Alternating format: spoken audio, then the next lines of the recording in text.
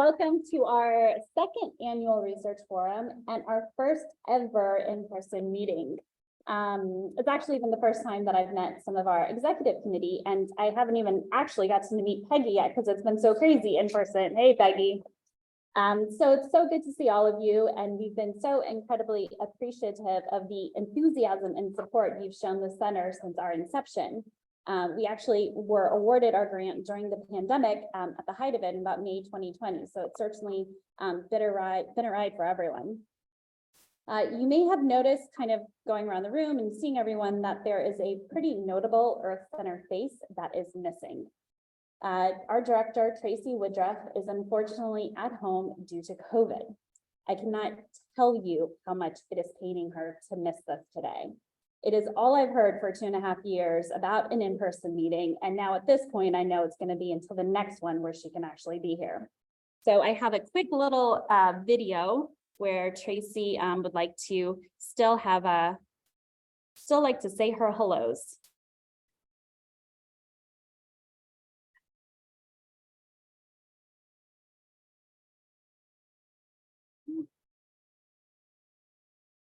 Hello. Oh. I know you realize that I unfortunately will not be there in person at the person event. I was unfortunately fell by the COVID virus, and I'm feeling fine.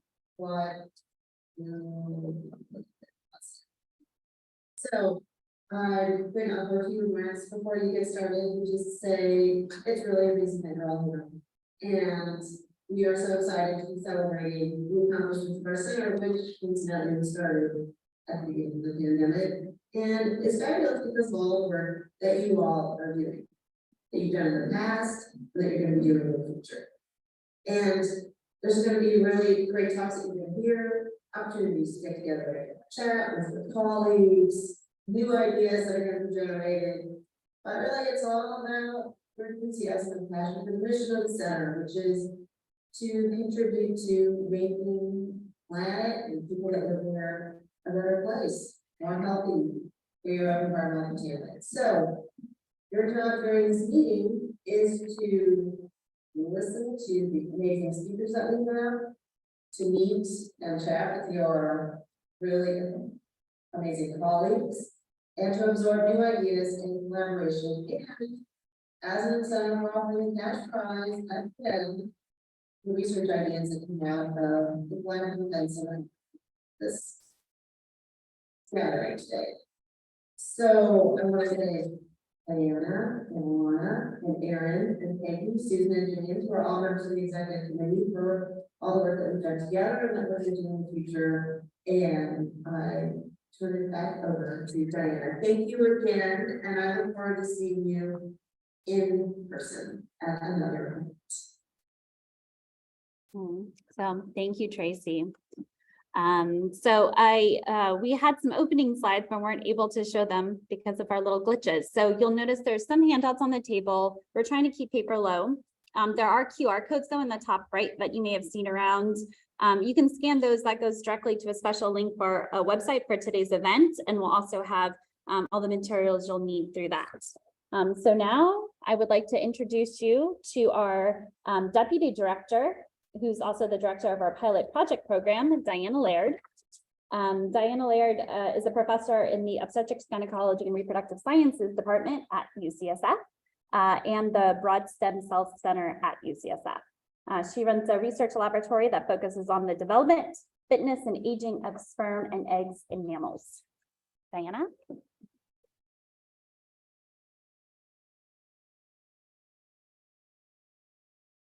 Thank you, Ilana, for keeping us all together, and thank you all for being here today at our first in-person forum.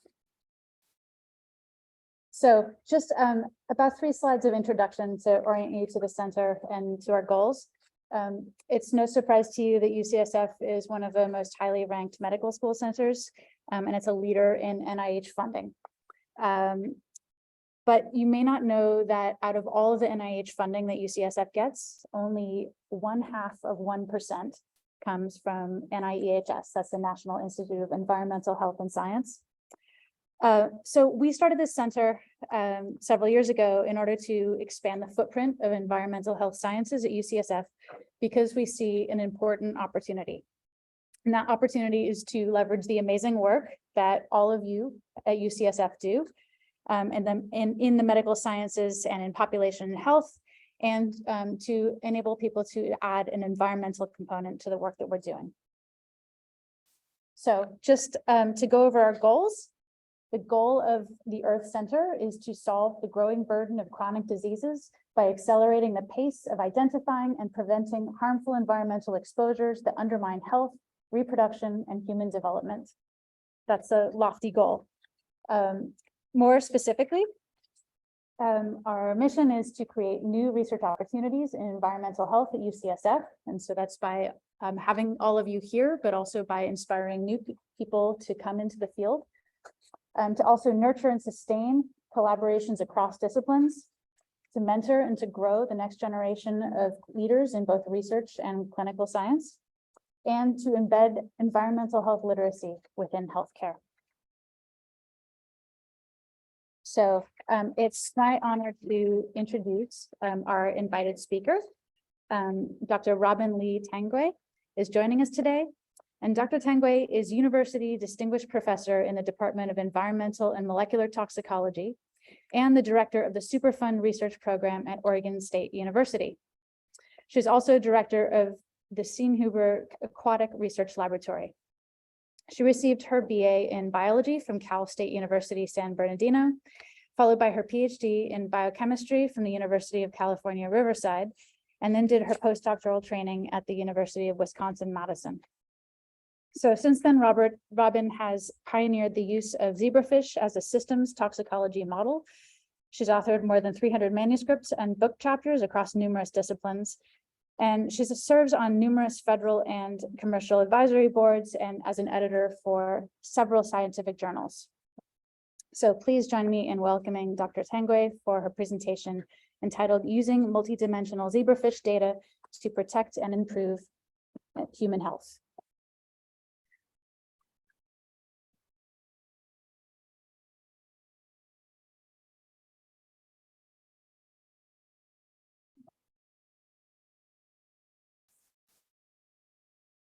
Thank you. Great, thank you. Good afternoon, everybody. Thank you for coming today, and I really appreciate the invitation to give you a little taste of, I guess I'll frame it as why we do what we do, how we do what we do, and examples of doing what we do in this space. I really wish Tracey was here. I had some stuff I want to talk to her about, so hopefully we can connect in DC in a couple of weeks, Tracey. So before I always forget to put the acknowledgement slide. I'm very fortunate. I have a very large group, 40 plus people, and I want to talk about some of the research that we do, and the folks who are in bold, Lisa Trong, Prathna, Lindsay and Yvonne are most of the work, and some of my collaborators at the Pacific Northwest National Lab, which are part of our Superfund research program and our P30, and then some additional students. And we've been very fortunate. I would say probably, unlike Diana, what you said, I probably get 60% of my funding from NIEHS. So we're heavily invested in by that wonderful institution. So I'm first going to talk about what do I view as the challenge. There are many challenges in environmental health science, and there's lots of ways to attack this challenge. So I'm going to describe what I think they are. Then I'm going to give examples, kind of a rapid fire, 3 examples of some chemical space that we're jumping into. And then at the very end, I don't have time to show you the videos, but we're really investing heavily in instrumentation and method development on identifying ways to, in a high throughput manner, assess adult consequences from developmental exposures. And I think the model that we have is very well equipped to do that. So when I think about the challenges, the way when I give advice to early career scientists, right, the thing I say the most is, if you have a model system, stay within the strengths of your model. If it's too hard to do it in your system, there's probably a better system to do it in. So that, in an operational way, that makes me attack this research program using the advantages that I have with my infrastructure and with the model itself. So ultimately, I think we as a discipline, we need to make informed chemical decisions a whole lot faster. I think most would agree with that. And we've been spending a lot of time in the preventative space. So there are certainly a number of toxicants that we've identified associated with adverse outcomes in human health. And it's frustrating to me with the beautiful work that many do. And we identify the toxin, irrefutably, they are causing human harm, and it takes decades to reduce exposures. That is one of the most disappointing things for me in this discipline. So I can't really do much about that. The data's on the table, and now we have to solve it. But we're introducing thousands of new chemicals into our world, and they're dynamically changing and interacting in ways that we don't begin to understand.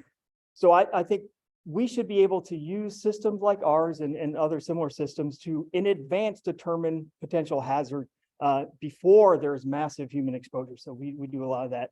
So ultimately, what we want to do is a kind of a bigger space is, what are the chemicals? Now we're talking about the features, the structures, the composition of chemicals that have the intrinsic ability to interact with biology to produce harm. So we're not thinking one chemical at a time. We really want to say, in a predictive space, can we look at any molecule and get enough information to say something intelligent about what the likelihood of this chemical to interact with something important in a biological system to perturb an event that's necessary for normal health and development. So that should be possible. And I would say 20 years ago, I don't even think you could say that and think it was a feasible goal, but I really think it is. We're not there yet. I'm not pretending that, but I think if we start imagining it, it might happen.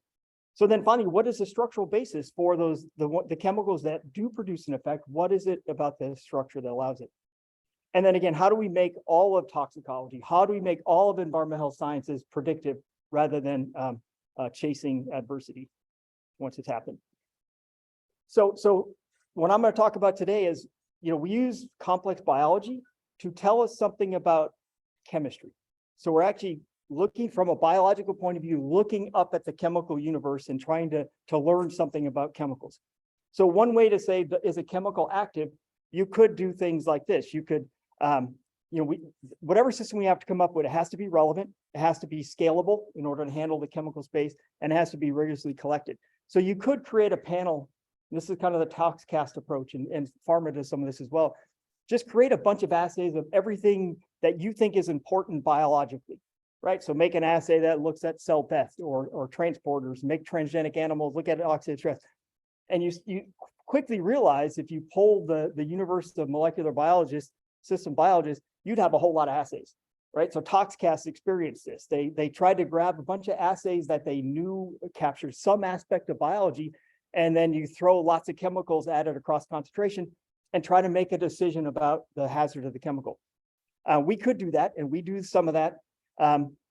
But it for me, in my point of view, that's just not tenable. I would rather do in vivo studies forever rather than try to make sense of this in this broad approach, because it's limitless.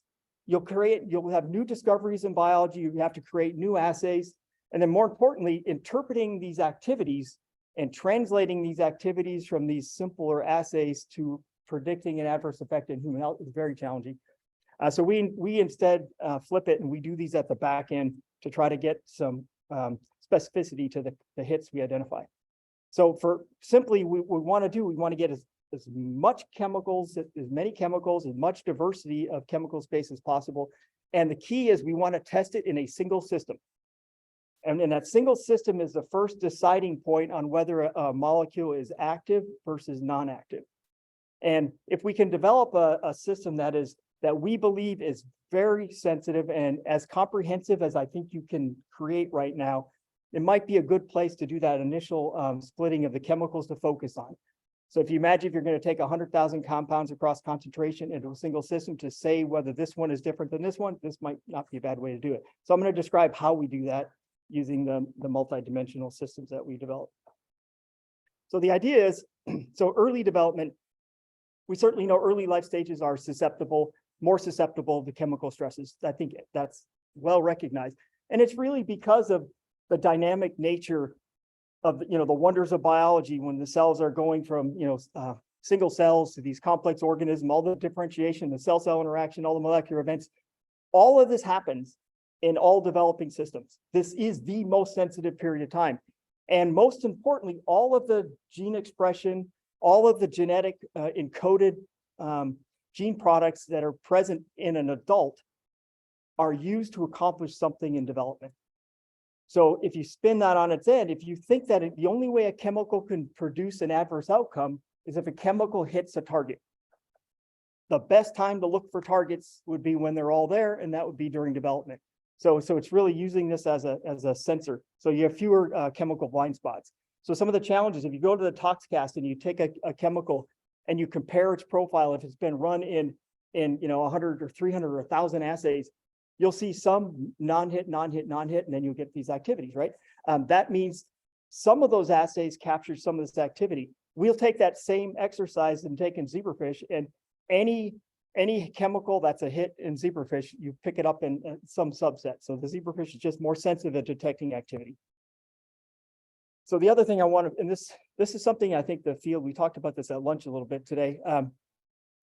I like to think of start points rather than endpoints. I think this is the one thing that prevents adoption of new model systems, because say if your area of expertise is a certain disease outcome in humans, maybe a cognitive decline in humans is what, from a neurotox point of view, then your world views it that way. But you can't have that outcome unless it was initiated by the chemical hitting a target that produces the outcome. So it's like one end of the spectrum are you on. If we can identify the chemicals that interact with something that initiates this complex process to lead to this endpoint, that in my view is more important than actually studying the endpoint. And that isn't just an opinion, it's just, this is what prevents us from using new data streams to make decisions, because you're trying to map an endpoint from one model system onto, say, a human outcome. And rarely can you do that. Sometimes you can, but rarely can you.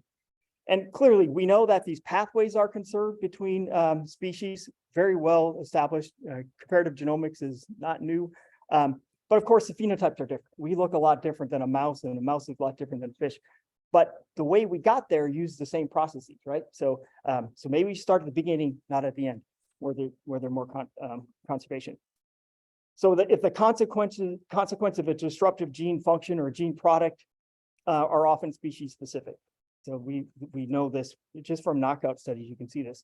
So in other words, the mechanism by which a target is hit by a chemical. So chemical recognition of a target or targets may be really conserved, but the consequence, the endpoints will be different.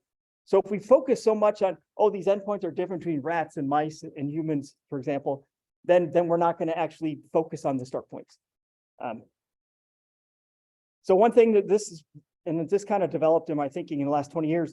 So really interpreting and exploiting these common endpoints. So when we've done tens of thousands of chemical screens and genetic screens, and we see, and because development in zebrafish is developing outside of their mother, you can see all of this happen right before your eyes. And we see these common effects like edemas, reduced growth, and body axis, and all these things that may not be interesting to any of you. And then we'll get these motor response differences, and then mortality, of course. Just because they commonly occur does not mean they're non-specific. This is something that's contaminated in the literature. And we know this, so we can, if you do a point mutation, one gene at a time, in thousands of genes, if you just look at these, look in the embryo, these are the common endpoints you see. So they commonly occur, but they tell you nothing about the initiation, the start point. That may be dissatisfying for others, but for screening, it's ideal, right? That means you can have these common readouts that are indications that targets have been hit sufficiently hard to really derail development. And so that's what we were after. So what are the common endpoints that if we just measured these, we're measuring the consequence of any way that you could perturb a developing organism. So the way we do this, and some of you have seen this before, so for a number of reasons, logistically, we finish our high throughput screening in a 5-day period of time. So starting right after fertilization, you see images here with the chorion removed, and then they're going to end at 5 days or 120 hours post-fertilization. And so first thing we had to do when we did some small scale work, and then we realized that this data would be valuable, then it was just a matter of scale up. So, kind of process engineering this process and try to remove as many bottlenecks as you can. So the first thing we had to do, we had to be able to create limitless supplies of embryos. And we did this with some systems that we built. So you can get 10,000, 50,000, 100,000 embryos a day without any issue. We had to remove the chorion. We have to debate that right now, but there's reasons that for some of the material classes, some of the nano stuff that the chorion prevented exposure. So you're gonna get a false negative. So we automated that process. We had to automate, once you take the chorion off, these embryos are really fragile. So we had to automate our ability to pick up and singulate these and put in multi-well plates, and you see the robots working in the background. We use digital dispensing, which really increased the workflow throughput, and also reduced error rate by direct digital dispensing. So you just take a stock solution and you can do dilution series and randomize the plates. So we have a couple of these in the lab. And then it's the assessment. What do we look at? So again, with lots of comparative work, we knew that there's certain endpoints that if we could measure them reproducibly, 10,000, 5,000, 50,000 animals a day, we can start profiling lots of chemicals. So the first assay we look at is this photomotor response. It's an early behavior that we built an instrument that just looks at spontaneous motion and its activation by stimulation with bright light. And so that's what that data looks like. We don't have time to show you the full protocol. So we capture that data at 1 day after we started the exposures. And then we wait until 120 hours, and then we do a whole bunch of assessments. We have a bunch of these behavioral assessment units where we look at motor responses. When you change the light and dark condition, you can look at animals' response to going from the light to the dark, for example. We can also do an acoustic startle where you startle the whole plate, and that initiates a motor response, and you can measure that response. And then we take it to another part of the lab, and then we do this high throughput imaging and some machine learning and automatic assessments of those common endpoints I talked about. And then we capture this. And this is all done in across concentration. So we do anywhere from 3 to 11 concentration. And we do 32 replicate animals at every single concentration. We can do benchmark concentration or low spec level, et cetera. So we get a deep amount of data. So now I'm going to show you examples of deploying this and how it's helping us prioritize some chemicals, us and our collaborators. So pHs, I'm sure most of you know it, pHs, there's thousands of pHs in the environment. You know, there are at least 2 benzene rings that are fused, but so they're produced naturally and anthropogenically as well. They're very dynamic. They change in the environment, they change in the air, they change in the water, they're biotransformed. So this is an incredibly complex series of chemicals. If you're at the US EPA, you only care about maybe 24 of them because of their association with carcinogenicity. I'm just saying that is woefully inadequate for protecting human health. I'll start with that. So the main routes of exposure are through ingestion and through inhalation. So how do we use this approach of this structure-response relationship in zebrafish? So if you just did a grab sample in the environment with some really talented chemists that we have as part of our Superfund Center, you'll find hundreds of different pHs in a sample.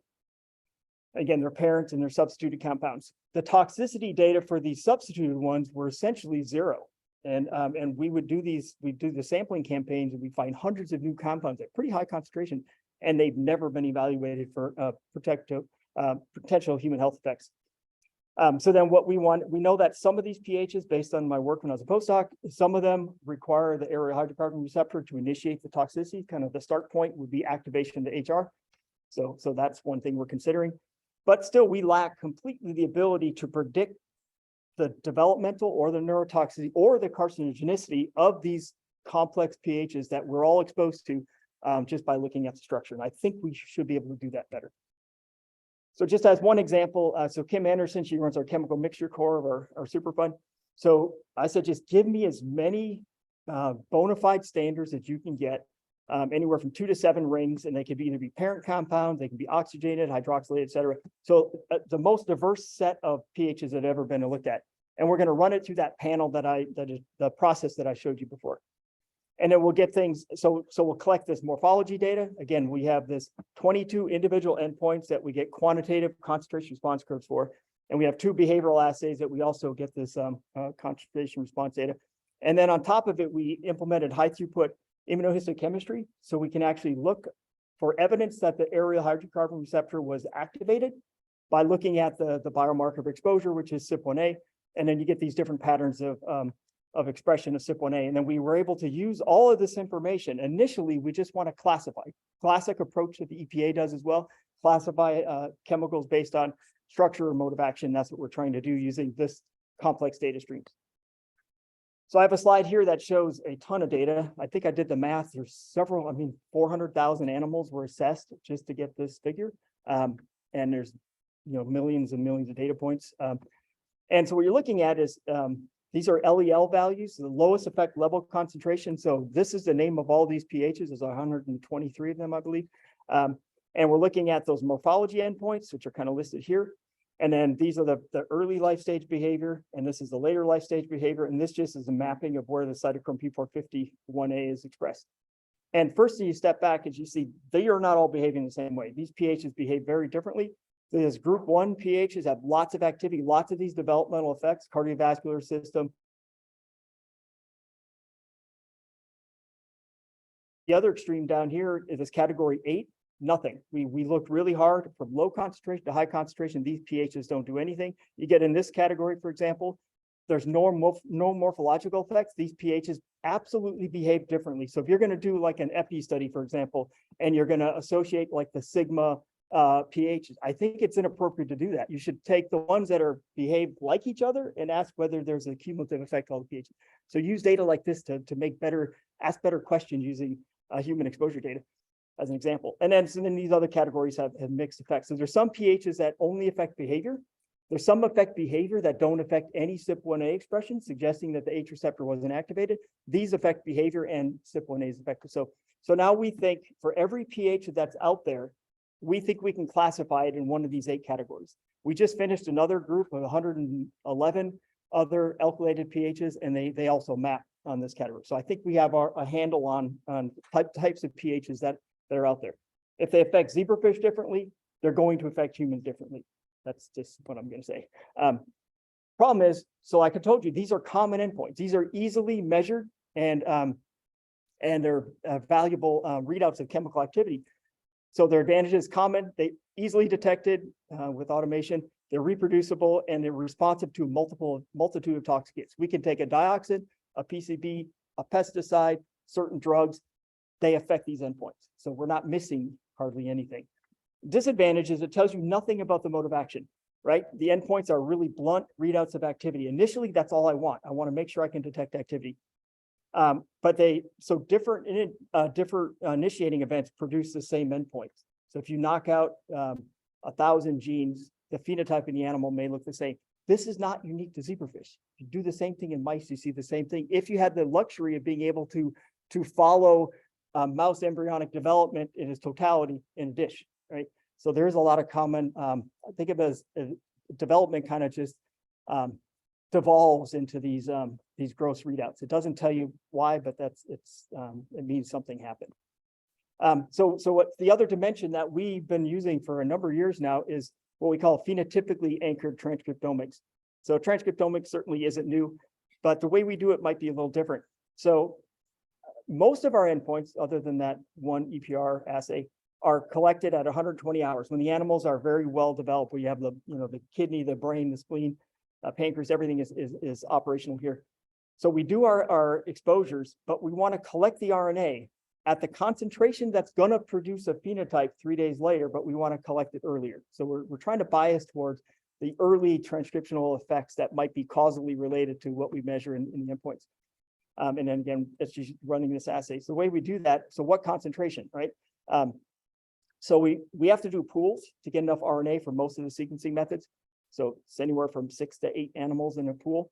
So we want to calculate the concentration of that pool where 80% of the animals will be affected 3 days later, right? So we have to be at that sweet spot. If we're too low, we're going to be looking at transcriptional profiles that are not associated with an outcome. That's not going to be a very high signal to noise. If we go too high, we might be exorbitantly high. So at the 80, you know where you're at in the curve. So we calculate this with high fidelity in all of our exposures when we want to do transcriptomics. Some of the data we get, tons of examples, but this is from our pHs. We have this one category of pHs where you're looking at the names, the abbreviations of pHs and the colors, and then they produce a lot of common gene expression changes, and a lot of these are the AHR battery. And so these are really good biomarkers of exposure for sure. But what we see, even though these pHs have some, say, the common role of the H receptor 2, we can show this with the knockout, they also produce some unique gene expression changes that are captured kind of in the outside rings. So we know now that just activating the H receptor is not a sufficient way to group a chemical based on hazard. It's these other genes that are more important. So we're trying to get our handle around that. So that's just an example how you can take additional tools of zebrafish. So routine is a pH that is quite common for folks who are interested in wildfire, for example, which of course you guys are getting lots of that, and we are as well down in Corvallis. It's largely produced from from resins of conifer trees. So we have a lot of those in Oregon. So it's detected in the water and air and the sediment, very high concentration actually. And it's also in some industrial processes. If you look at the Portland Harbor, there's fairly high concentration in the surface water of this compound. So we've been studying this, our Superfund's been studying this compound for a bit. So things that you can do, we created knockout lines of H receptor 2. So is this, we knew that it induced CYP1A, but is the toxicity dependent on expression of H receptor 2? And it is. So it just kind of shows you the concentration. This just kind of read out of the endpoints. The darker the color, these effects happen at low concentration. As you increase the concentration of routine, you get these development of these phenotypes. You do it in a knockout line, it's largely unaffected. So this is what the phenotype looks like. Again, common endpoints that you see. This looks like an animal is exposed to dioxin. And then with HR null, this case, it's just this is a single point mutation mutant, and these animals are completely fine. So you can bathe these in routine, but if you don't have AHR2, you don't get a toxic outcome. So you can do that for other targets as well. So now that we know we've done a lot of this transcriptomic profiling, now we wanted to see if we can use kind of benchmark modeling of the gene expression changes that we see if we did it across concentrations. So this is, the EPA is very excited about using transcriptomics as a decision maker. And there's some, I think it's an interesting way to try to go. But is transcriptional adversity sufficient enough to make a decision? So may depend on the system. So the goal is determine if the benchmark dose and the point of departures can identify these biomarkers that occur before the development of the phenotype, getting closer to that start point rather than the end point that I talked about. So to test this, what we did is spent a lot of money on this study where we took routine. We already knew it was HR dependent.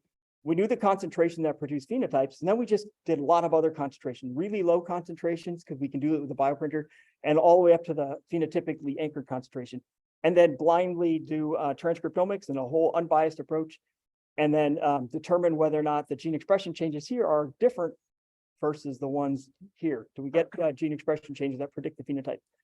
And so it's like the benchmark concentration for the morphological effects is about 5 micromolar in this system. So then we did the transcriptomics, and it's actually really beautiful data. So these are whole animals ground up. And so from the low concentration, the animals, all of these concentration, the animals have no effect. It doesn't mean the animal's not feeling it, right? Because a lot of gene expression changes are occurring. And some of these are probably adaptive responses.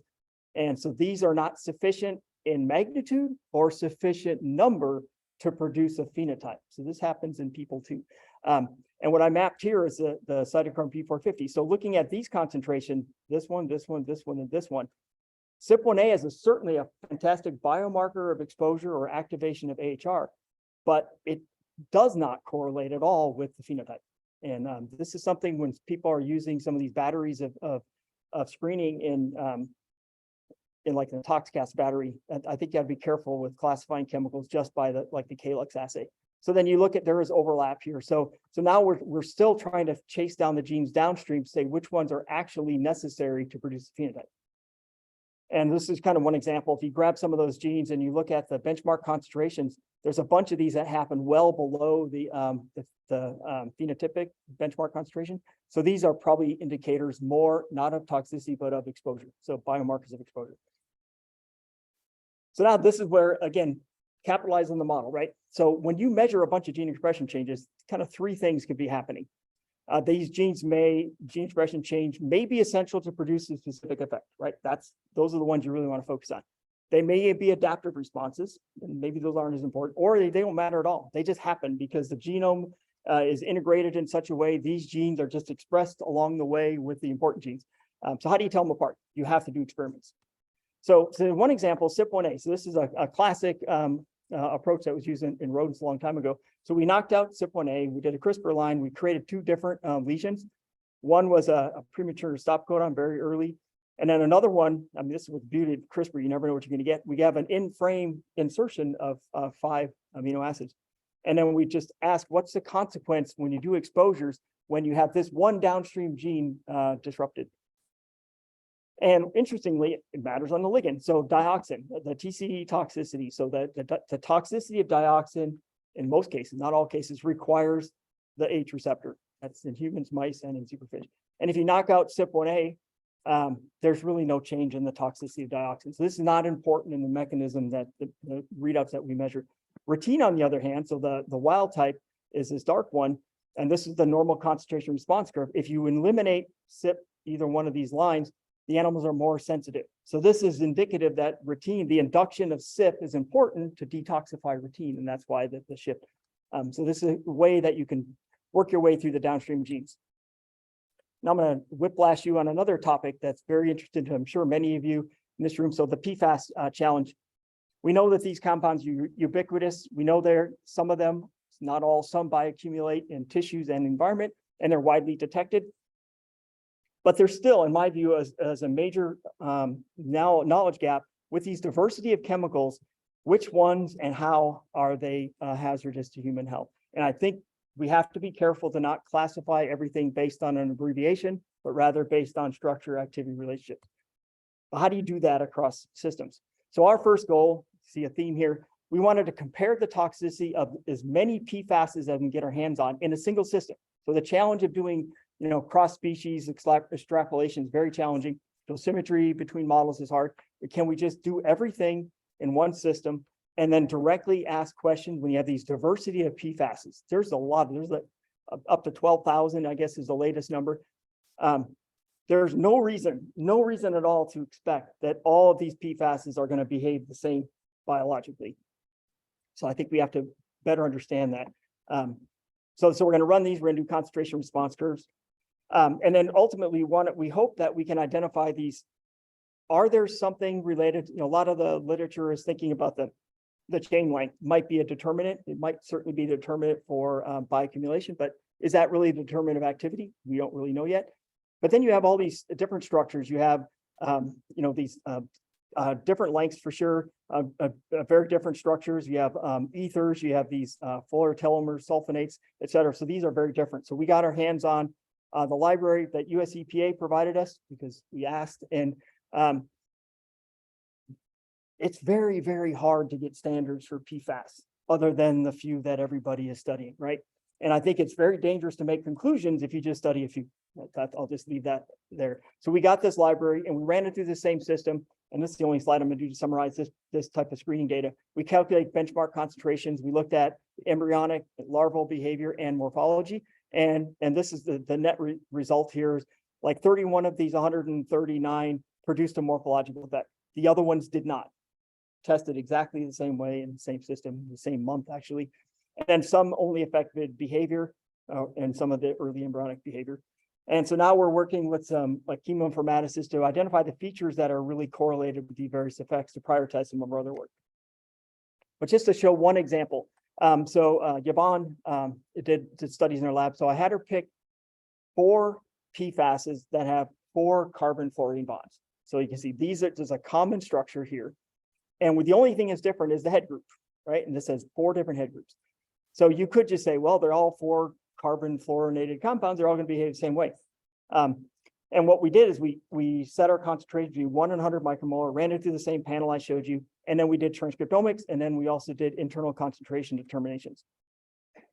And we found this first thing is when we ran these, only one of the PFASs produced any morphological effect, this FBSA. The other ones, we saw nothing, tested exactly the same time. And then what we decided to do that transcriptomic anchoring. So we picked that concentration. It was actually 47 micromolar was the EC80 for FBSA, and ran that same concentration for all of the other compounds. Because it's possible that you're getting a robust transcriptional change, but it's not sufficient to produce an adverse outcome. So let's just look. And then we do that same transcriptome again. And what we found was, again, only the FBSA produced a gene expression change, massive, actually, a couple thousand gene expression changes. Very few, I mean, we're talking a couple gene expression changes with the other three PFASs. And this confirms repeatedly for us, when we see a robust phenotypic change, we see a robust gene expression change 3 days earlier, right? So not always, but usually that's the timing works out. So now we're pursuing some of these genes. So what are some of the ontology networks? Some of these are probably not surprising. So just like we're seeing in humans and in mammalian systems, FBSA exposures affects lipid biosynthesis and metabolism. And you can see that here as well. So we're seeing the same disruptions of these pathways. It doesn't tell us yet what's the initiator to produce these effects, but the gene expression changes that are disrupted are consistent with what we've seen in these types of studies in humans. And then, so of course, the easiest explanation is that, and you have to think about this, is partitioning differences, right? These head groups change the charge and their lipophilicity. So maybe the reason the other three are not producing any effect is because they're not getting in. So we tested that. We did body burden measures with Jennifer Field in our group, in our department. And these top two, FBSA and PFBS, they're the same. So the same amount of these compounds got into this animal, but only one of them, once it gets in, is producing these effects. These molecules are behaving differently. These molecules will behave differently in other systems. I bet my life on it. These other two, part of the explanation may be partitioning, because these are a lot lower concentration, like threefold lower concentration. So we're working on right now to try to add enough of these to equate the body burden concentrations and then compare the transcriptome again. So that's work in progress. The last real quick vignette I want to talk about is Kim Anderson's group. She does, many of you know, she deploys passive sampling devices on humans to get personal exposure assessments. So she did this campaign many years ago across the globe in these various locations and had people wear these wristbands, got 262 of these wristbands back. She did targeted analysis for a number of compounds, including these chemical classes from phthalates to PCBs, et cetera. And what she found is that 14 chemicals, regardless of where in the globe, East Coast, West Coast, Africa, Central America, we saw these compounds, and these are a list of compounds and some of these bad actors. I know you recognize them. So we were able to take these individually and as mixtures and run them through the zebrafish system. And just to show how you can couple these real world measures of human exposure and assess the activity. And so wherever you see a purple color means these chemicals are really toxic at really low concentration. We're talking, sub micromolar concentrations. And most of them were hits. Some of these are well known, phthalates, for example. And then we can also play around the mixtures, and we can mix them together at their concentration equivalency, and we'll get one pattern, or we'll do it based on their potency values, and that's what we did here. So we're doing a lot of these real world monitoring to provide response data to the exposure data in a system that's sensitive to all chemicals, I would say. And then last thing, what we've done, I mentioned in the introduction, what we want to do now is, maybe we're missing some things, right? So we're doing these exposures across concentration, and we want to measure these effects, but then we want to repeat the studies at really low concentrations, maybe closer to human exposures.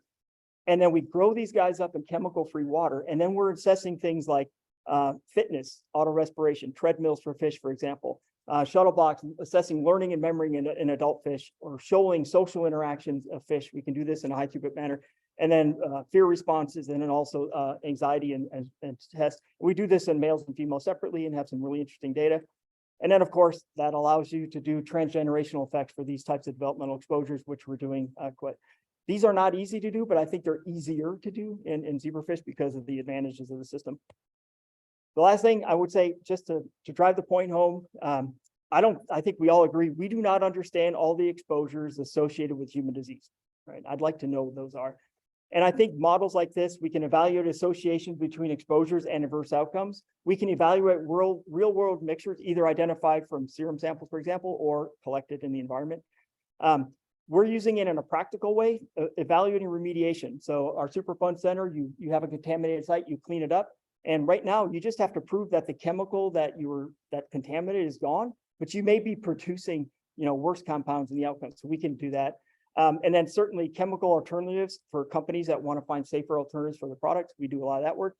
Formulations, how you mix chemicals together in a formulation might change the toxicity. So we've been doing a lot of that work.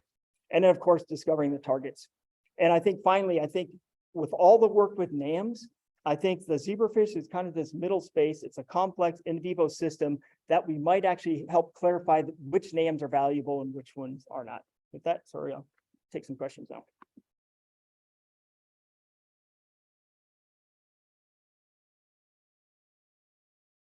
We have time for a few questions. We don't have a roving microphone, so that's quiet. Okay, thanks. Yep. Yeah, I was wondering, since you did the PH, did you do the stress continuation with the boat? We're working on it, and right now since the age receptor is central to a lot of them, there's a new structure for a cryo-EM structure of AHR, which is better than the model we had. And we're starting to try to model and predict which one of these at least can initiate the toxicity. Yeah, and the thing I did talk about, predicting the metabolism of these guys is really difficult. And so, for example, you'll throw it through these EPA systems and you'll get 5,000 predicted metabolites. There's some redundancies. There's thousands of different compounds. And right now our alkylated suite, we can take one pH and say you have a methyl group, it can go anywhere around like 3 rings. And the activities, now we can map the consequence of those substitutions with great fidelity. So now I think we're getting close, pretty close. So I have kind of a Yep. two-part question. Yep. The first is a really like routine question, which is in the zebrafish that you're using, I'm not aware, are there inbred strains? Or Yeah. how much diversity is Yep, there there? are inbred strains and we intentionally don't use them. So you bring diverse I created a diverse population and maintained it that way like 15 years ago. And we have some G by E grants that are taking advantage of that. Yep. So that kind of leads into my bigger question, which is how much can be attributed to individual allelic differences between individuals, and I was Yep. really fascinated to see the differences in the necessity of AHA. Yep. Yep. Mhm. Differences. Could you take those data and look at human GWAS Yep. studies and make some prediction of which individuals are susceptible? Yeah, when we know enough about the pathway of toxicity, or the AOP, if you will, we're actually doing the other way. We're actually, I was explaining this to Joshua earlier. We actually have our diverse line. We can throw chemicals on and identify differential susceptibility in the population and exploit that, and do our own targeted GWAS. So we could do the exposures to reveal the different responses, and then sequence the genome and identify the variants, and then go back in humans and look for those allelic variants. So yeah, that's one of our R1s that we're working on right now. It's a cool area. Yeah. Yeah.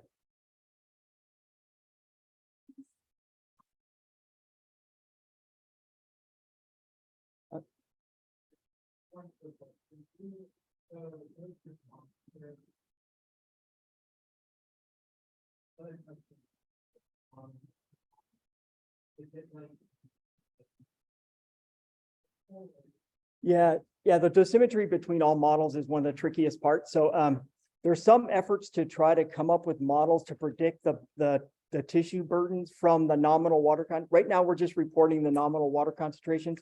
And it varies so much. So if you put it in, sometimes these chemicals really don't partition much in the animal. So you're testing chemicals which are really toxic, but not a lot gets in, versus some which partition really effectively. It happens in cell culture too. Most people don't measure those either. And the concentration, the body burdens end up being really high because through the water anomaly. So there's a lot of effort trying to understand how to predict based on chemical feature in the system with the polystyrene dishes and the water and the temperature and everything.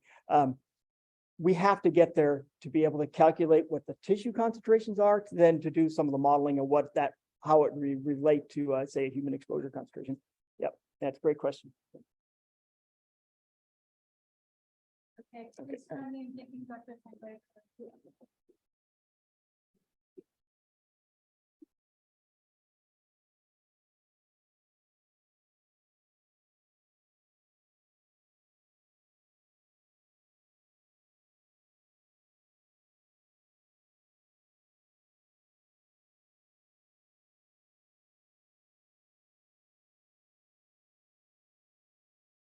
Okay, that was really beautiful. So the next series of talks are going to be from pilot project recipients from our pilot award program. And if you're not aware, we have 1 or 2 calls per year through the RAP program at UCSF for pilot awards in environmental health. We have also partnered with various entities across campus. We've had a cancer and environmental health award in the past. We've also had a metabolism, obesity, and environmental health kind of co-award. And we are looking at other partnerships to kind of, again, encourage more cross-disciplinary collaboration. So I encourage you to look at these awards when RAP comes out. I can also give you a sense of what's coming down the pipeline, that we are also going to award offer an award for postdoctoral fellows to have their own grant in environmental health. So I am very pleased to announce our first speaker, Dr. Rosemarie de la Rosa. She is an assistant professor of environmental health sciences at UC Berkeley.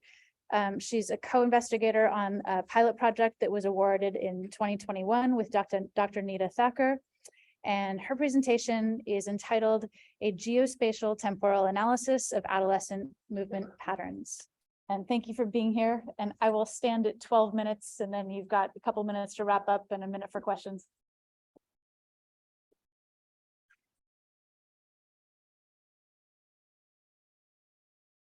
I just wanted to take the opportunity to thank the EaRTH Center for allowing us to present some of our preliminary findings from this pilot award.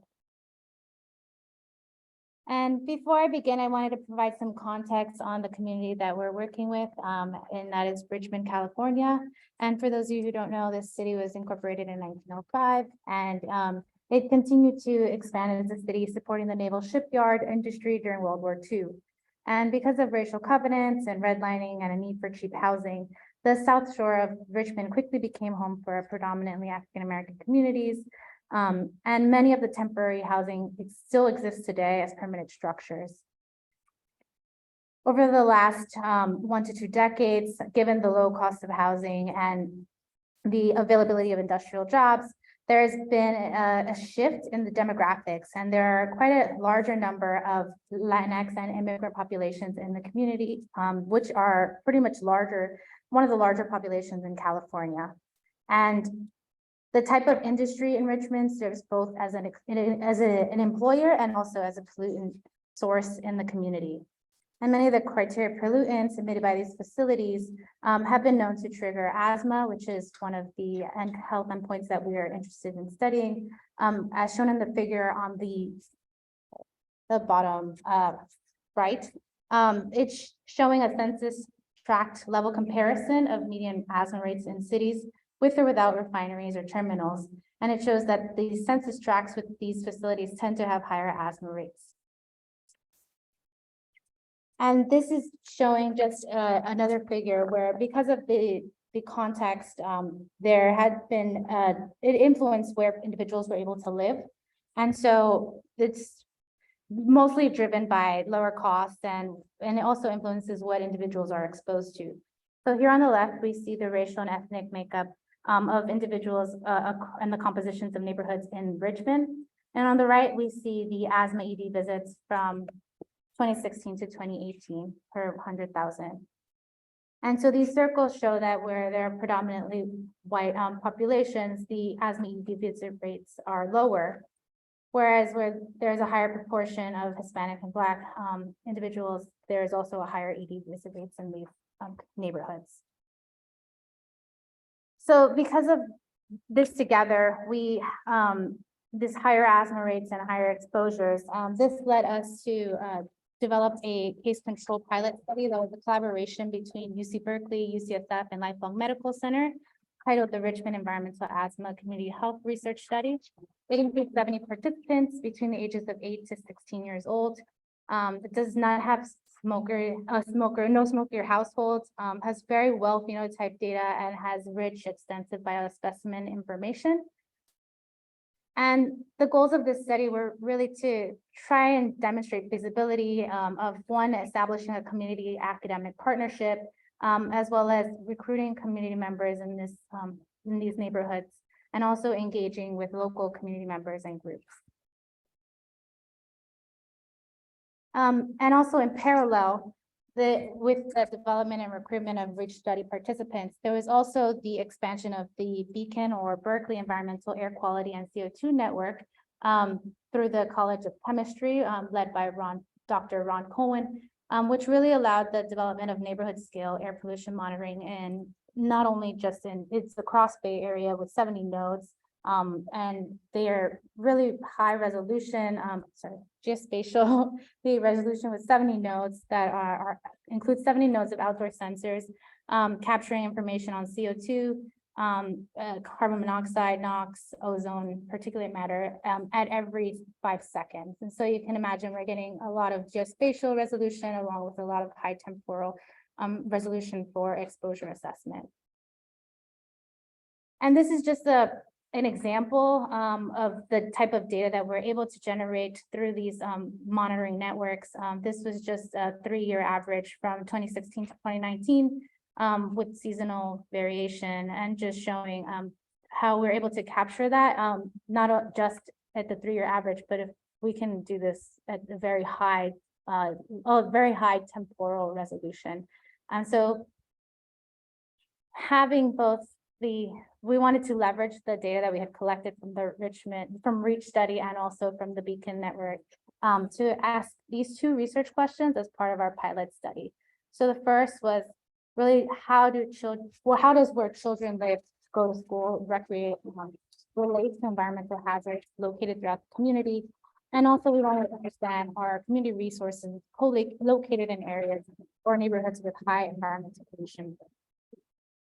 And so I'll go through now where we are in that process and addressing those questions. And so for the first aim, we wanted to focus on developing maps of individual daily mobility that were collected from the study participants.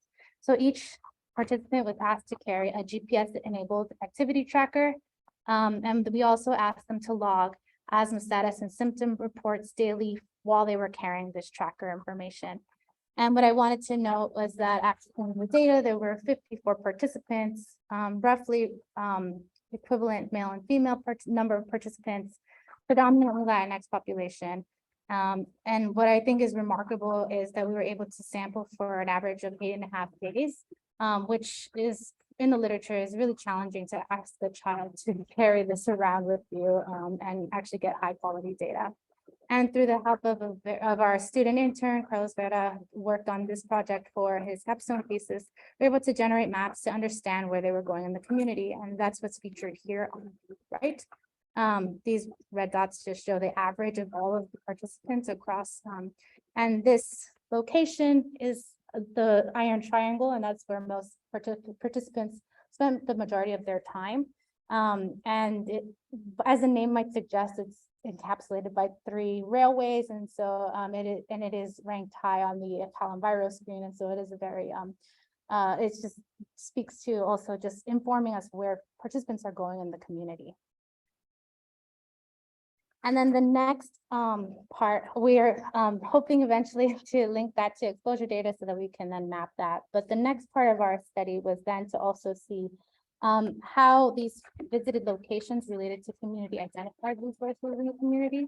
And so I wanted to highlight that this is not investigator defined resources, this is community identified resources. And the way that we went about that was using information collected from the Bay Area Quality Managed Districts project called Path to Clean Air. And this was done in collaboration with community organizations.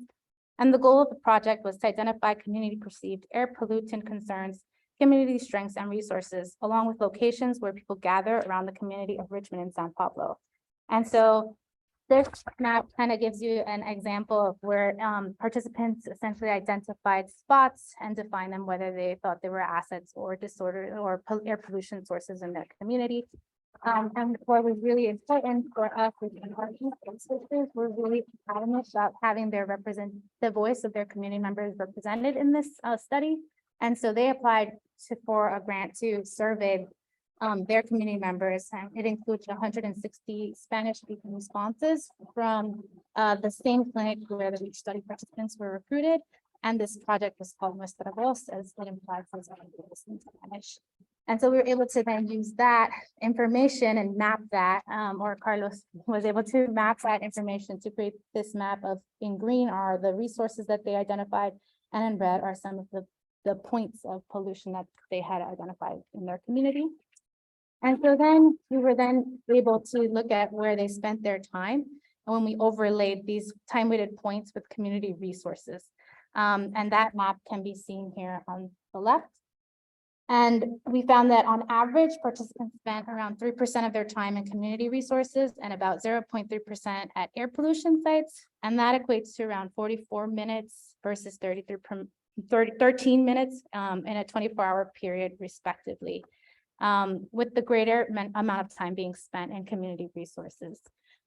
But we also wanted to dig further and to see which are these resources that the community members were identifying. And so as you see here, this list provides this individual sites, the top 7 that they had identified. One being surprisingly, well, this is where Lifelong Medical Center is where we recruited our participants. And then there were a number of schools and churches, and this Primetime Nutrition was a grocery store. And so I remember being surprised by why is this here? And then we learned that there's WIC offerings in this community store, and also knowing, having worked with Lifelong for a long time, we know that there's resources that are available as well, such as on Wednesdays, there's a vegetable giveaway. And so these are assets that the community would identify. And from here, there are sites that were also identified, but these are, we would think, because they're points, there's a little bit more misclassification that's going on. And so this is why we think it's really important to get the exposure data from the Beacon network to really classify that a bit more precisely in terms of future steps. And so in conclusion, I just wanted to show that our results identified areas that stand to benefit from targeted community level interventions. That's really the purpose of this project, so we can really try and hopefully enact change in these communities. And we also identified that adolescents spend a larger amount of time in these certain neighborhoods such as the Iron Triangle, and that a greater proportion of time was spent in community assets rather than at these pollution sites. And we also were able to identify some of these resources that were utilized. And for the future, we're hoping to link the GPS data from the GPS patterns to our Beacon data to really understand the microenvironments that would essentially expose participants to higher ambient level exposure, so we can then design interventions against that. And with that, I just wanted to stop and thank everyone who was involved in this study, especially Dr. Thacker, who is PI for this pilot project, Carlos Vera, who did a lot of the analysis, Betsy Noth, who was involved in as a co-I as this project. Of course, our Lifelong Medical Center, who allows us to kind of collaborate on these projects, and our youth researchers who are really adamant and very instrumental in getting some of this community-based resource data. And thank you to our funding sources for providing the support to do this project. And with that, I'll take any question.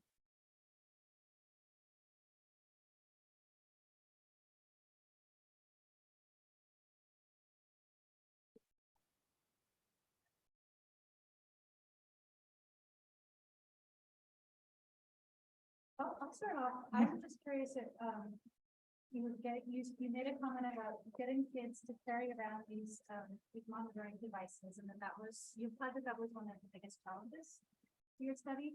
And I was wondering how did you incentivize the kids? How did you gain their trust? What can you learn about working with children in these studies going forward?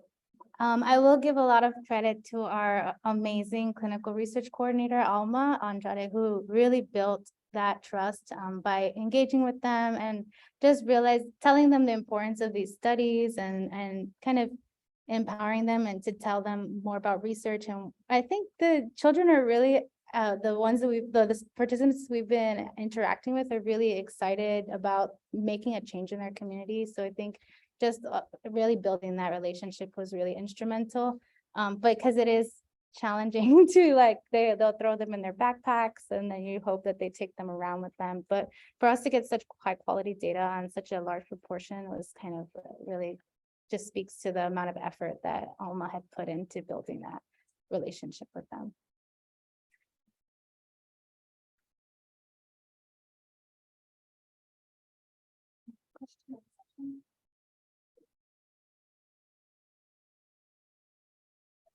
Thank you very much. Okay.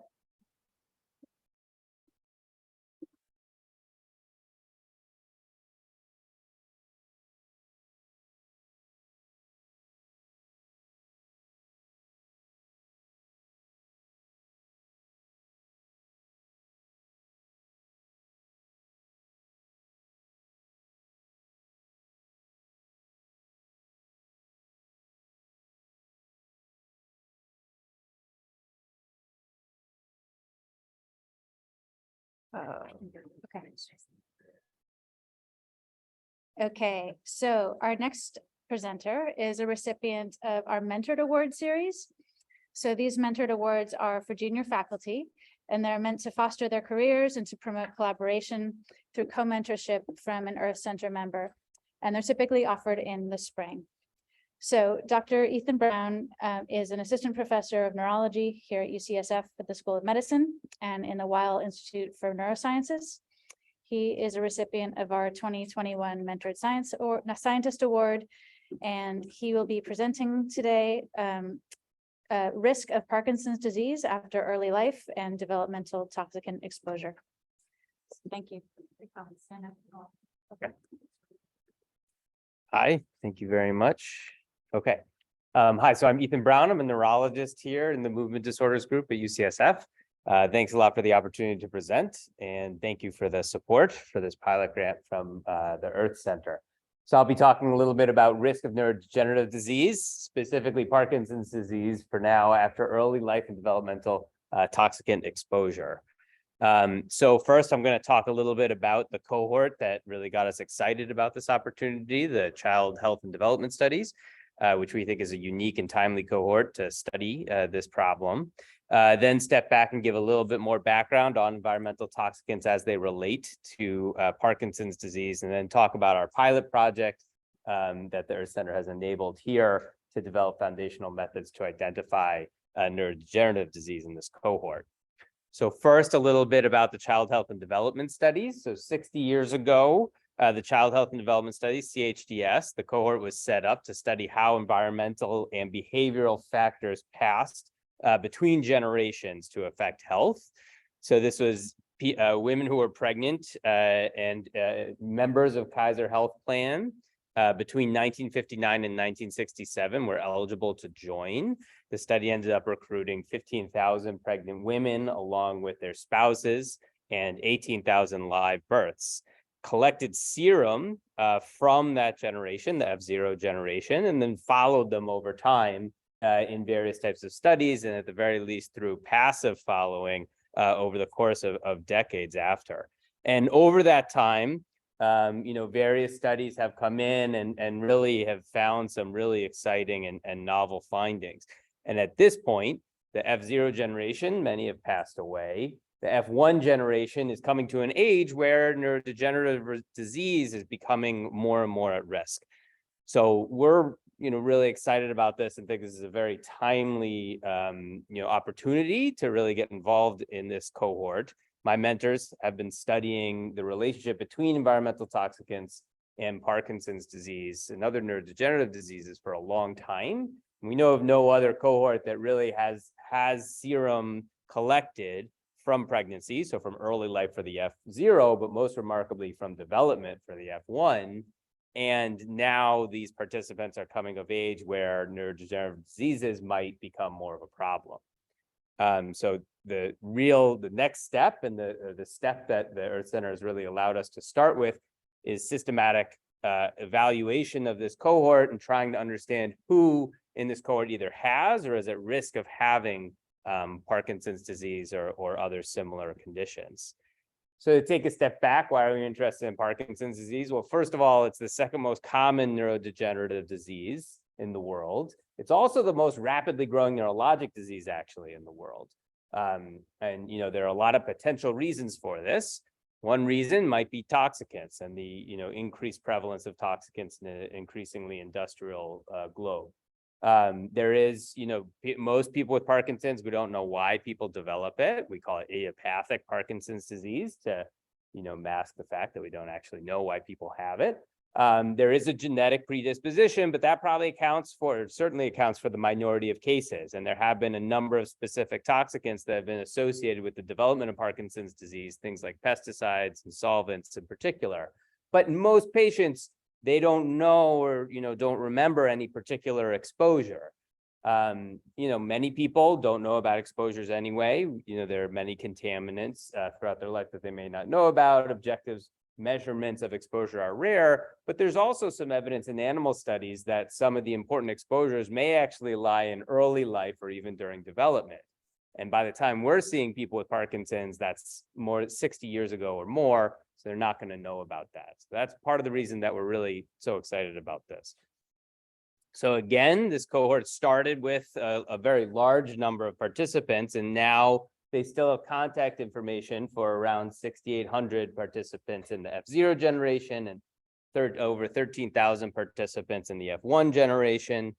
There also is, in a subset of those, serum that has already been processed for certain chemical levels. So you can see 1,500 participants in the F0 and 3,000 participants in the F1 generation that have already had some level of processing of the serum for PCBs, PFCs, some chlorinated pesticides, and then some metabolomics and cytokines.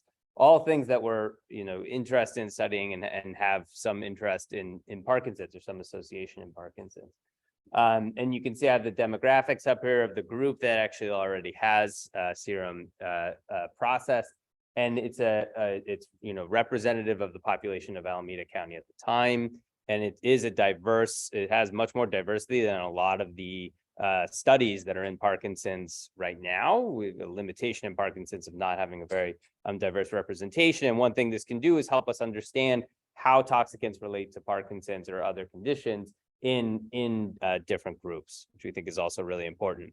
So for this pilot study, our first aim was really to develop questionnaires that could identify Parkinson's disease and other neurodegenerative diseases within the CHDS cohort, and then to develop some remote assessments that would allow us to validate self-reported Parkinson's disease and characterize phenotype. This is a large number of participants, and we really wanted to make sure that we were characterizing Parkinson's disease confidently. One of the reasons for this is that Parkinson's disease is a clinical diagnosis. There's no lab test. There's no common imaging finding. And frequently it's either underdiagnosed or maybe misdiagnosed. So in collaboration with CHDS, we iteratively developed a telephone interview that could screen the population for Parkinson's disease. We started with and this is through also the experience of my mentors doing this in other populations, starting with asking, has a doctor ever, diagnosed you with Parkinson's, and understanding what level of specialty that physician had. But among people who don't know that they have a diagnosis, we also decided to ask about different types of medications that really are pretty specific to Parkinson's disease and rarely used in other conditions. Things like carbidopa, levodopa, rasagiline, or dopamine agonists. We really wanted to cast a broad net. And then even among people who maybe hadn't seen a doctor yet, because we know that a diagnosis of Parkinson's disease is related to healthcare access. Presumably if these people still are members of Kaiser, they do have that, but some may not. And so some might not get a diagnosis of Parkinson's, but have a lot of the symptoms that they may attribute to aging. So we ask about a lot of motor symptoms that we see in Parkinson's. Again, in an attempt to really cast a broad net and really try to capture people who haven't had a diagnosis. The other thing that this does, because the F1 generation is still a little young for developing Parkinson's, is try to capture people who may be at risk. So there are other symptoms that people can develop before the onset of frank Parkinson's disease, things like subtle motor problems, but also a specific type of sleep condition called REM sleep behavior disorder, problems with the sense of smell. And these symptoms can come up years and years before, even decades before Parkinson's. So we really wanted to capture if someone was at risk of developing Parkinson's or perhaps in the prodromal stage. And then after this broad questionnaire, if anyone screened positive, we decided that we would bring them in or see them on telemedicine, depending on what they could do. for a clinical visit that could really confirm the diagnosis of either Parkinson's or prodromal Parkinson's disease. There's actually criteria for that as well. This detailed interview not only would establish whether or not there's Parkinson's, but collect phenotype of Parkinson's. Turns out Parkinson's disease is very variable. Some people have a lot of problems with cognition, some people have motor, some people have autonomic, and we don't understand why. And one area that we're really interested in is, could it have to do with, you know, the underlying cause, whatever that is? So could environmental toxicants play a role in predisposing someone to either a more rapid progression of Parkinson's or a different phenotype of Parkinson's than someone else, which would be really valuable and important to know. So we're also collecting the type of Parkinson's or the symptoms that are most bothersome to people with Parkinson's. So we, spent a while developing this, collaborated with the CHDS study team. We met with the CHDS Participant Advisory Council and got them excited about this project. They were all very enthusiastic and they gave us really good insight. We developed some recruitment letters that would try to avoid biasing the responses, the responses that we got. And then really made this plan for screening. And we've been able, with this pilot study again, to start recruiting participants and to start reaching out. So we started with a group that was highly likely or more likely to have Parkinson's disease. And this was through previous studies. Maybe a family member had reported that they had Parkinson's disease, or they were a family member of someone who had reported that they had Parkinson's, or who vital statistics had reported that they had died of Parkinson's, because you have a slightly higher risk if you have a family history. So we identified 34 people in the first generation who were more likely to have Parkinson's disease, 13 alive and 21 deceased. And you could see among the people that were in this generation, these right here, you can't really see the hash marks, but these 13 have already had chemicals, have already had their serum processed for certain levels of chemicals, as I had mentioned before. And then the green boxes are the ones that we've already been able to contact and reach out to. And we are still in various stages of phone tag. We've interacted with some people, which is really, really great. It's really amazing to talk to people who have been in research essentially their whole lives. And they tell me about the times they skipped out of school and stuff to be able to go to these study visits. And so it's been a fantastic experience, and we're slowly growing the population and testing our ways of characterizing Parkinson's for the next step. So the next step after this pilot project really is to broaden the procedure that we've developed and the methods that we've developed to be able to screen the larger amount of the population and eventually the whole cohort, so that we can really identify as many cases as we can. And then future grant funding will also support exploring the associations of chemical levels that are collected during pregnancy or development, including perhaps some untargeted metabolomic analysis where we need to, which the CHDS group is already involved with for other associations. So I really would like to thank my collaborators. The CHDS study team is up here, as well as our study team here and my mentors here at UCSF. And special thanks to all the participants of CHDS as well. Again, it's a big commitment. They've been doing this for a really long time. Some people, I was refreshing them about the study, and some people were very,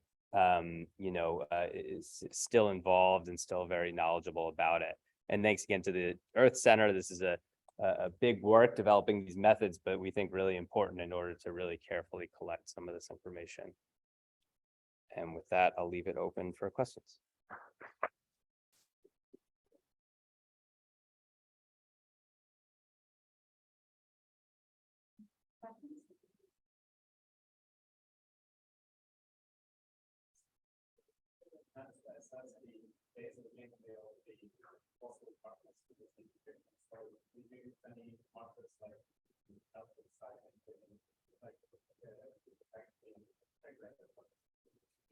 You mean in the people who, in the possible, in the.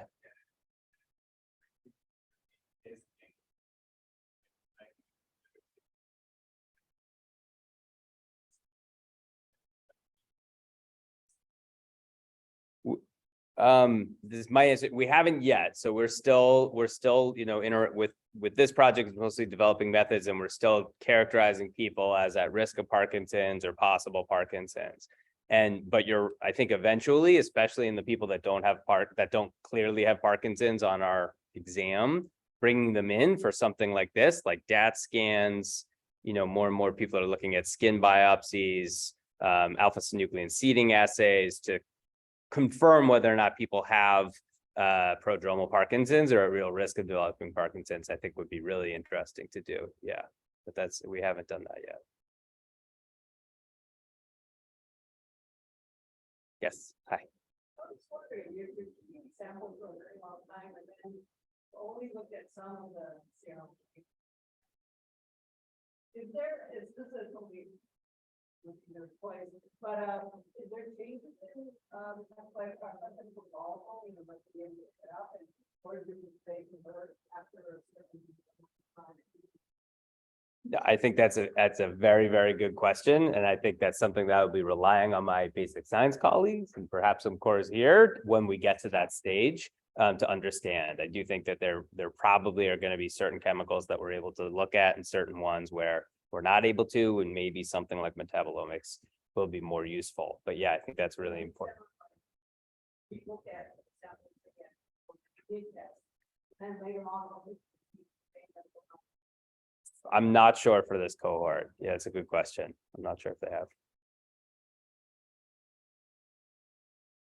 So I'm wondering if there are any animal models that are even remotely relevant for Parkinson's, whether once you like hone in on some of the highest chemicals of suspicion, whether you can do actual like prospective studies across generations with primates or rodents or anything like that. Yeah, there are a few. So for a long time, actually, animal models, probably one of the more popular animal models was based on pesticide or kind of a similar toxicant, MPTP, or, you know, similar toxicants to damage the substantia nigra. And then more recently, there have been genetic models that tend to mimic the progression that we see in Parkinson's a little bit more. I couldn't find too many. I found some in the toxicant models in terms of the developmental or the evidence for developmental damage, increasing the susceptibility of Parkinson's, that there are a few studies that are in the toxicant models that have shown that.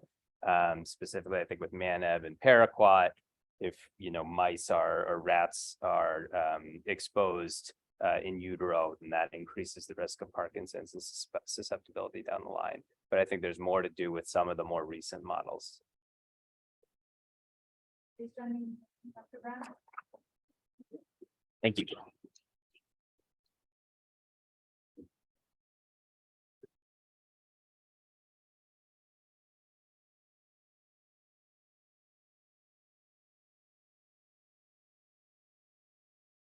So I'll just remind you that we have 3 more short talks before our networking session. We didn't have a break built in, so feel free to help yourself to coffee or snacks on the side if you would like. So our next speaker is Dr. Aras Mattis. He's an assistant professor in the Department of Pathology at UCSF. He's also head of the biospecimen program. And Dr. Mattis was awarded a pilot project through our center in 2020, so in our very first cohort. And today he will be presenting environmental chemicals and liver development. Thanks.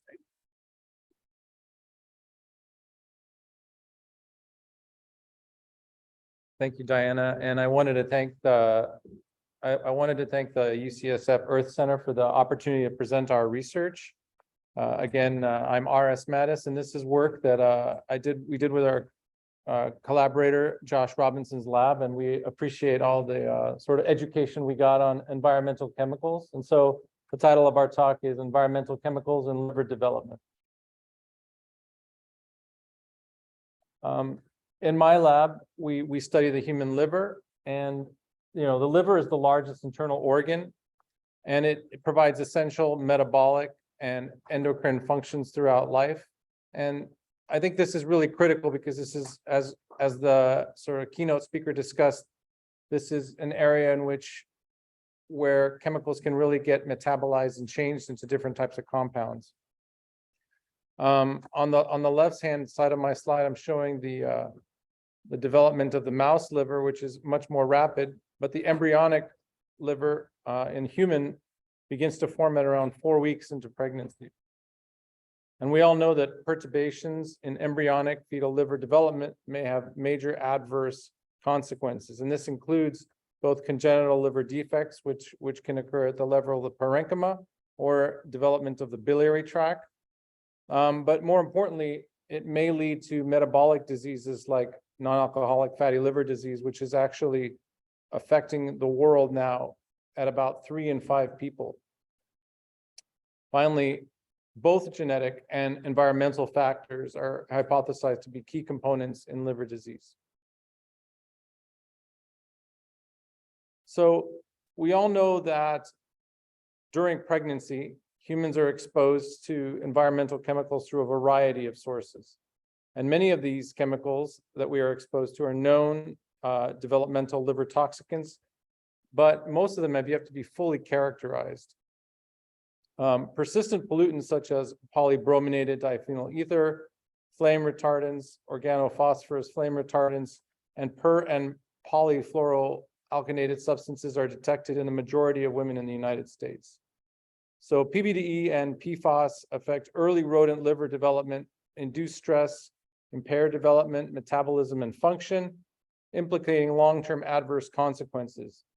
And it's these facts that have actually inspired our work for our pilot project. And so the major goals of our project include: 1, to identify novel environmental chemicals, ECs, that cause human fetal liver developmental toxicity. 2, to unravel the toxicological mechanisms that connect EC exposure during pregnancy to alter liver function and promote disease. And finally, number 3, to possibly identify biomarkers that link EC exposure to human fetal liver toxicity. And so I'm going to start by talking about human fetal livers that we were able to get through your center to able to do some RNA-seq studies. And so in our first aim, we actually performed transcriptomic profiling of human fetal livers. We isolated RNA from whole second trimester livers, 10 of them to be precise, provided by the UCSF Peak Children's Center Bank. We performed transcriptomic profiling at Novogene, so this is RNA sequencing, and we processed the data to generate relative expression values, RPKMs. We then identified genes and correlated them with levels of PBDEs. Now I have to say that in these samples, or in all the samples that we've access to, about 12 PBDEs were measured in both the liver and in the serum, the maternal serum. But we focused on 5 of the BDEs that were detected in all of the samples. And so here you can see them: BDE 28, 47, 199, and 153. And you can see that all of them sort of had most of them had a tight correlation. Obviously, BDE 47 here has a higher level in the livers. And there is a known correlation between the BDE in the human fetal livers and in the serum, which I'll also show on the next slide. And so for this RNA-seq study, we chose to sort of break up our 10 samples into ones that were higher exposures and ones that were lower exposures, and try to use these to correlate to gene expression.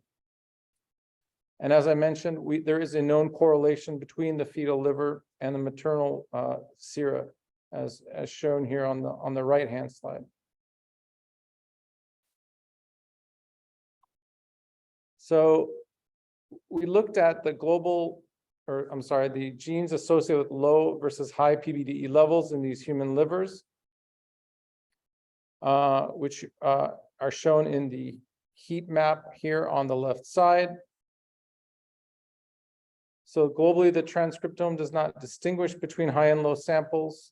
but we did identify certain biomarkers that were possibly related. So I'm showing one right here. Here we're showing the inflammatory cytokine CCL15, and it's a proposed biomarker of hepatocellular carcinoma and plays an important role in tumor genesis and invasion.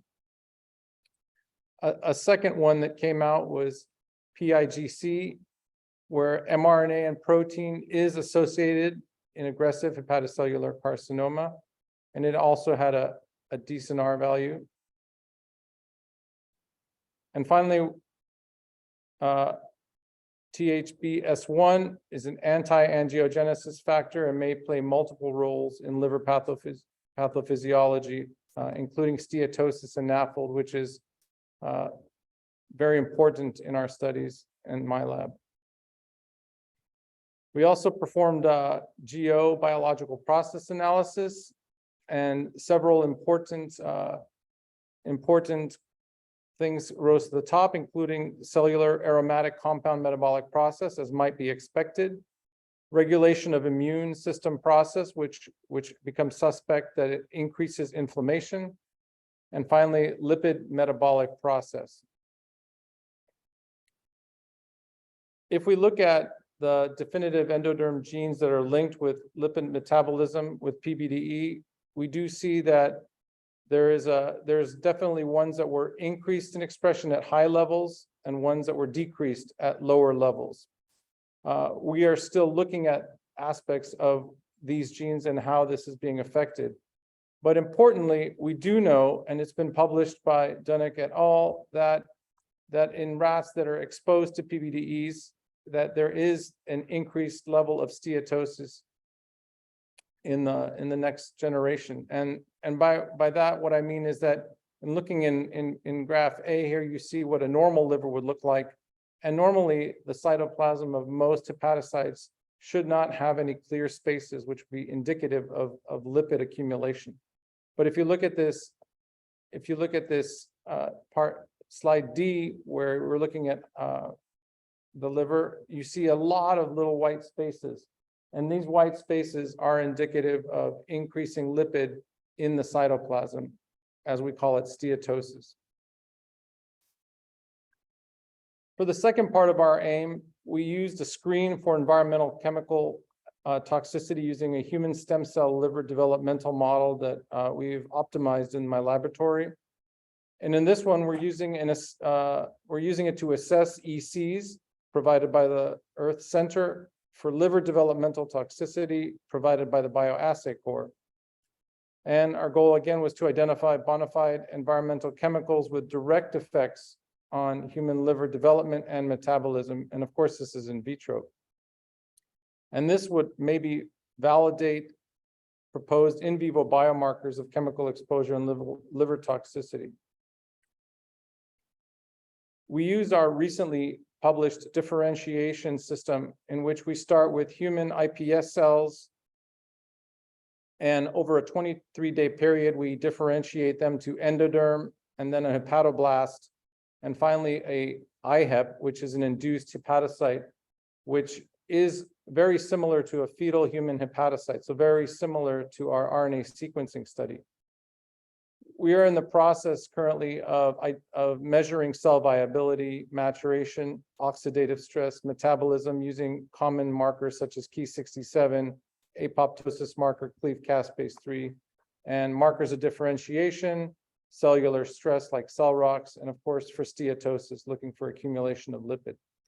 And I'm just going to show you one example of this, where we've performed screening for cellular death and steatosis. And so we measured sort of known compounds and found some hits in this assay. And I'm just showing you an example of lipid accumulation from PFA exposed hepatocyte precursors here, exposed for 24 hours, where you're seeing steatosis staining in red and green. Finally, we have a advanced sort of imaging and computational system that can calculate the sort of precise amount of steatosis or other markers that we're seeing in these assays. And so with that, in summary, we're utilizing a translational approach to determine the effects of these environmental chemicals on fetal liver development. In our preliminary investigations, these transcriptomic profiles of fetal liver associate with PBDE levels. And the genes associated with PBDE levels are linked to diverse functional processes and disease pathways. So for example, as we mentioned, so markers of liver cancer and NAFLD. And finally, using a human iPSC model of hepatocyte development, we are screening for direct chemical interactions that lead to toxicity. And we're hopeful that we can actually correlate what we find from the human RNA-seq study with our in vitro studies and further accelerate this area. I'd like to thank the EaRTH Center for providing the pilot support for this project, people in my lab that have worked on this, our collaborators in Josh Robinson's lab, the UCSF Bioassay Core, and the Department of Toxic Substances Control, and finally to Tracey Woodward for providing the human liver samples. Thank you.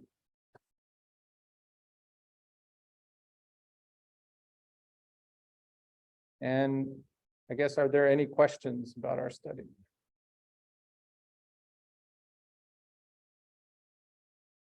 So I'll begin. Sure. Thank you, it's really interesting work. So I noticed on your RNA sequencing from the human fetal livers that so there were a lot of genes in the high exposure category that were up, but there were not many genes that were up in the low exposures. And do you think that is biologically meaningful or something? I think it is quantitatively meaningful, but I think that the difficulty here is that everybody got exposed. So, we're really trying to look at a correlation of genes that are sort of changing with, either increasing or decreasing across the range that we're looking at. So I think it is biologically meaningful, but I think it's difficult because all of our samples have the exposure, so it's tricky. So I don't have a precise answer. But it is something that we can test out in vitro as well to try really have samples that have no exposure, maybe, assuming that our water is pure compared to a higher exposure or increasing dose response. So I guess Susan.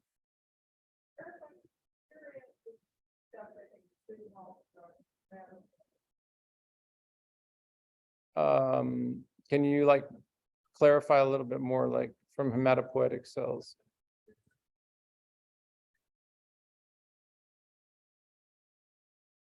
Oh, I see. In the total liver extract, RNA extract. So I don't think we've looked to that depth. This was not single cell RNA-seq. It was more sort of a whole extract RNA sequencing, but we could certainly look for those signals. But we haven't done that yet. We haven't analyzed it to that extent. But that's a good question. Is there anything you would expect to find or you're looking for?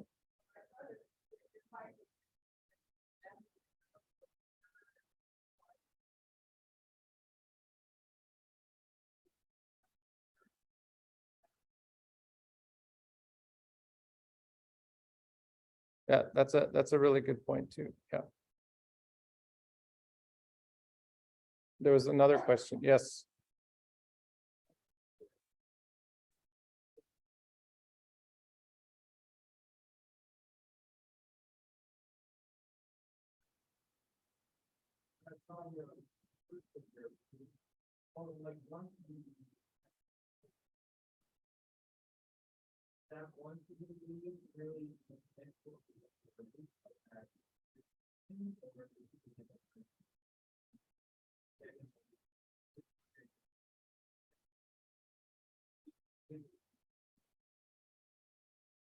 So we use the sum of the 5 right now, and for now we've used that sum, but we can try to break up the analysis a little bit more, but we haven't done that. It's a huge matrix of analysis and it's a lot of data to look at. So Yeah, you're right. We can look at it from the perspective of each different toxicant.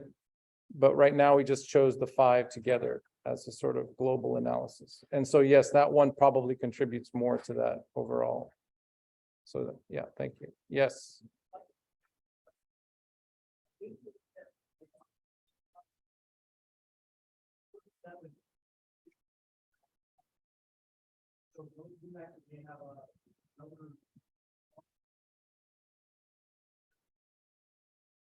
I'm gonna let Josh answer that because he might know better, right?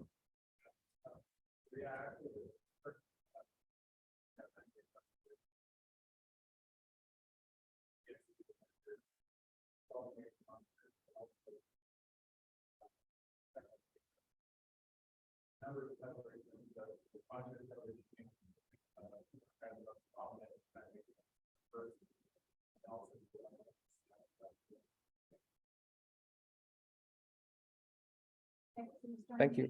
Thank you, Dr. Mattis.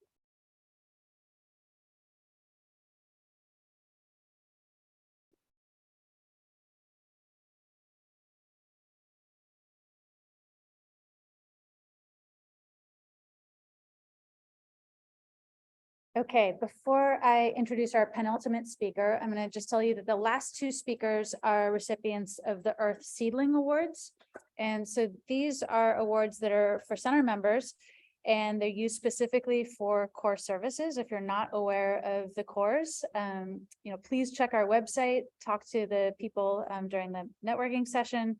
There are a lot of services that you can get to support your research. And so again, these seedling awards are available to center members, and they're for collecting preliminary research data for a grant submission or to add on to a study.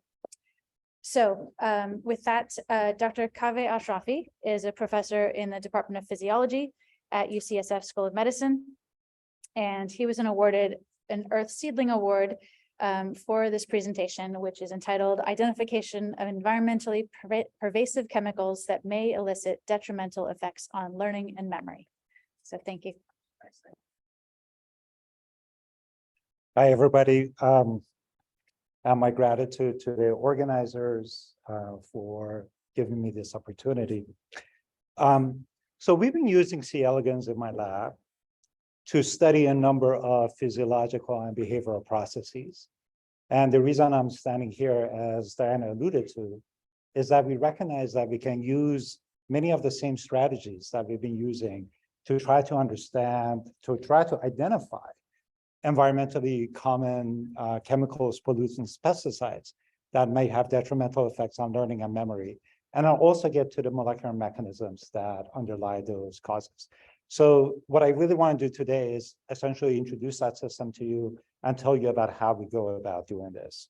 And again, as Dr. Tanguay alluded to in their talk, there are certain outcomes that are really best studied in the context of intact organisms, and behavior and physiology obviously fit into that rubric. So the way learning and memory works in C. elegans is all in the context of associative paradigms. So it can give worms a choice between something that they can sense, but they don't really care about it. And in a situation like that, they will distribute themselves equally between the control and the thing you've given them choice. But then if you pair the thing, and here we're using butanol, which is an odorant that worms can smell, but normally they don't care about it. But if you pair it with something that they like, then they tend to get attracted to it. And if you give them a period of caloric restriction or other manipulations that are known to enhance learning in many animals, C. elegans will become more attracted to it. Now, it doesn't matter that they're attracted. You could do the same thing with pairing the very same thing with something that they don't care about, and they'll be averse to it. So that's the asset. And, as I hopefully could demonstrate, while worms are obviously different than us, but many of the behaviors are exactly what you expect, that they can learn, but if you give them caloric restriction or other molecular changes that are known to enhance learning in other organisms, there will be an enhancement of learning. And just like us, or most of us, as worms age, learning capacity goes down in these animals. Moreover, at a molecular level, there is a tremendous amount of molecular similarity between how these mechanisms work. As many of you may know, glutamatergic receptors, whether it be in the NMDA category or the AMPA category, are fundamental to learning and memory in us, and that is also true in worms. So worms that are deficient in any one of these receptor channels, if you take them through the same training regimen, they will not learn. Now, worms are tiny, they have a tiny nervous system. So one of the advantages that gives us is we can go and identify the very neurons in which any one of these receptors are working. And even among them, by restoring the gene of interest in one neuron versus another, identify precisely where these genes need to function for these behaviors to emerge. So we happen to know the very neurons that are important for NMDA signaling for learning and memory to occur in C. elegans. Moreover, we can actually watch those neurons. We can put GCAP, which reports on calcium entrance into the cells, which, as you know, is fundamental for neuronal activity. And what is really satisfying is that learning actually very nicely correlates with the cellular outcomes. So as animals learn, there is increased calcium influx into these neurons, which is fundamental for the learning mechanisms. So there is increased activity, both in terms of how much calcium comes in and how long the neurons are activated. Moreover, we have all kinds of genetic tricks where we can activate or inactivate the neurons. So we have a lot of certainty that these neurons are actually important for learning capacity of C. elegans. A few years ago, based on background that I will skip for the purposes of time, we ended up concentrating on a very particular pathway, which is called the kynurenine pathway, which is tryptophan degradation. And if you call something tryptophan degradation, that just seems like, who cares, right? But this pathway has become close and dear to my heart because we and others have come to realize that this pathway, why they are derived from tryptophan, they're all signaling molecules. The very same way that we will call another tryptophan molecule 5-hydroxytryptamine is a signaling molecule. You probably better know it based on the name serotonin. So what is also true about many of these tryptophan-derived metabolites, that there are signaling molecules.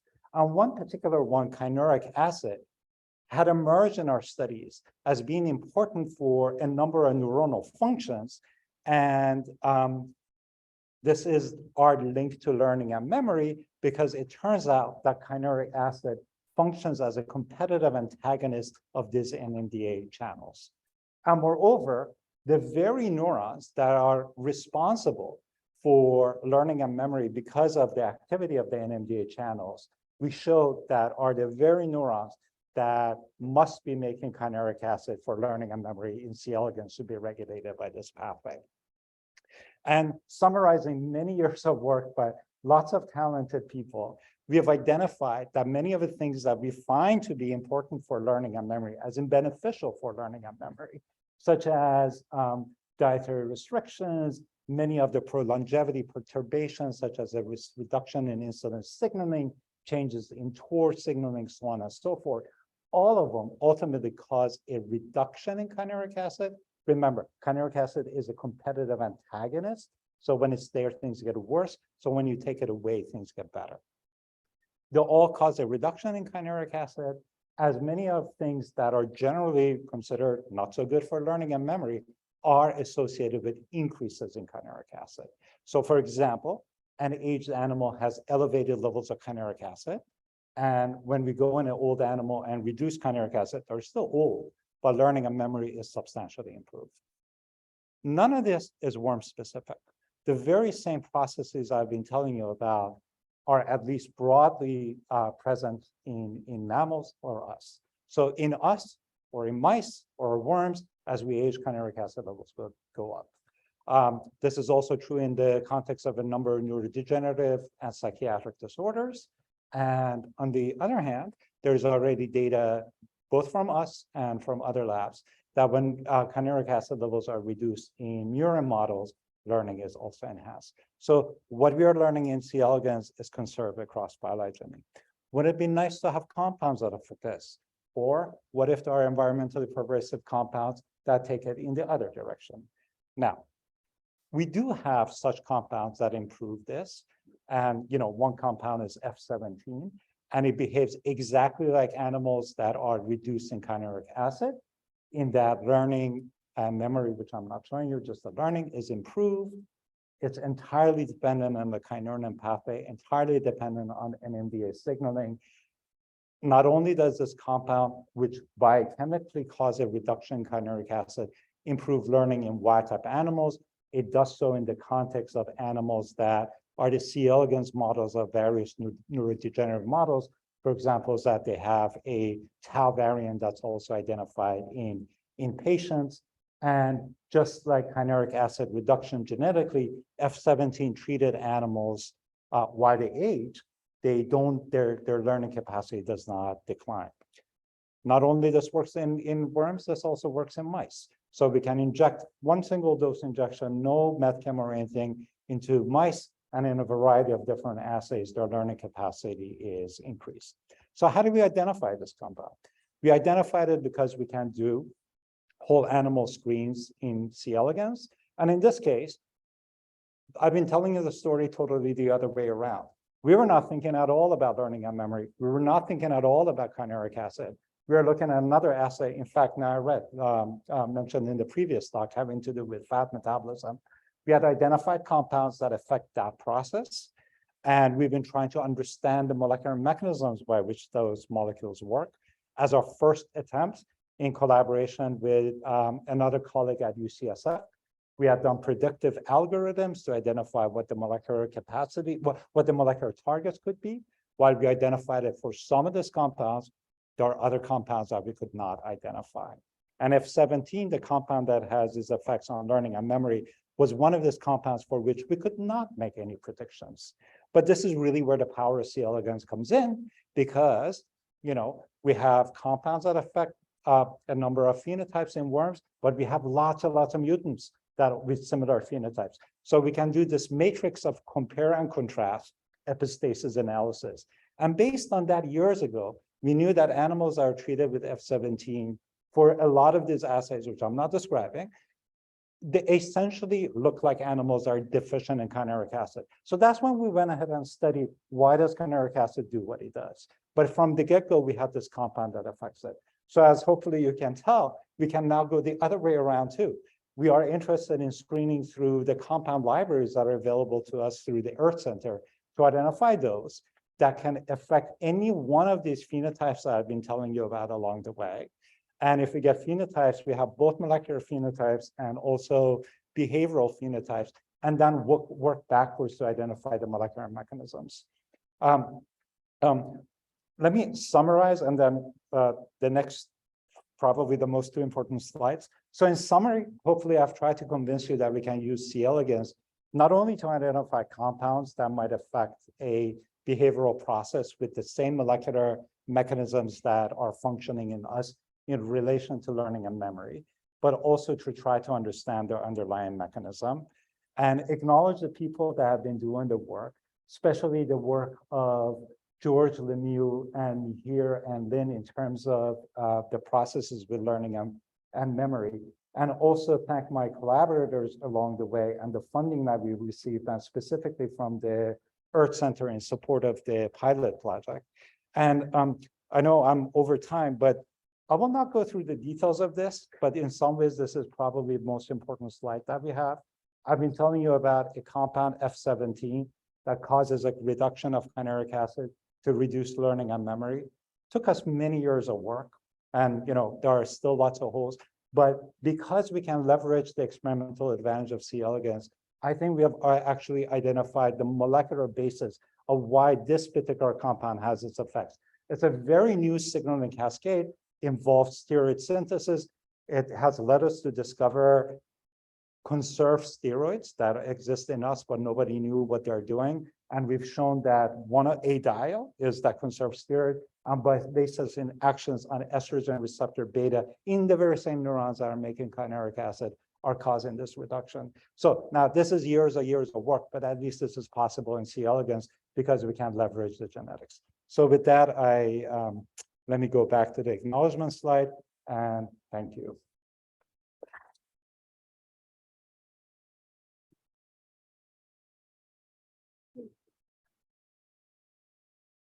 Susan.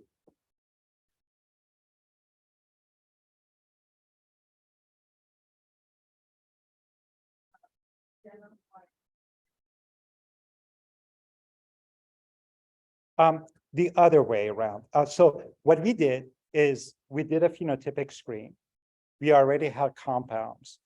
And as an initial approach to understand what those compounds are doing for a subset of them using Brian Shoketz's algorithms, we made predictions. And for those predictions, we could carry them through and show based on the typical binding studies and also genetics and C. elegans that these compounds, we can identify the target. By the way, all the predictions are based on what's known in mammals. So these are not some C. elegans specific things. We're identifying the mechanisms in mammals that happen to also work in worms. But what I was trying to emphasize is the fact that even when those predictions don't work out, we have the possibility to identify the mechanisms, because as long as there is a phenotype that put the compound on our radar screen, we can screen against that phenotype to reveal the underlying molecular mechanisms. So it doesn't mean that the predictions don't work, but when the predictions don't work, this is an advantage that we have in trying to understand the underlying mechanisms.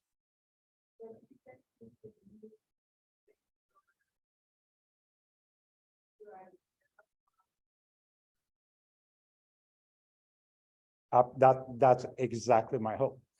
That's exactly why I became excited in being involved in this, with the caveat that it's difficult, right? It's as difficult as finding the mechanism of any other compound, but this is a process that frankly has only been possible in these genetically tractable systems.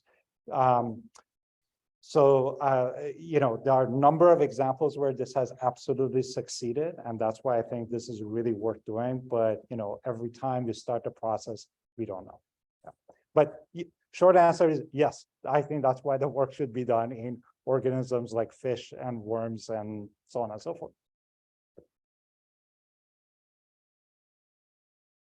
It's really extraordinary how much the memory functions and this kind of vascular pathway changes with age. And or eating behaviors also change. That's an excellent question, because that's in fact how we first came across it. So we were working on fat. Fat took us to feeding, which not a major jump.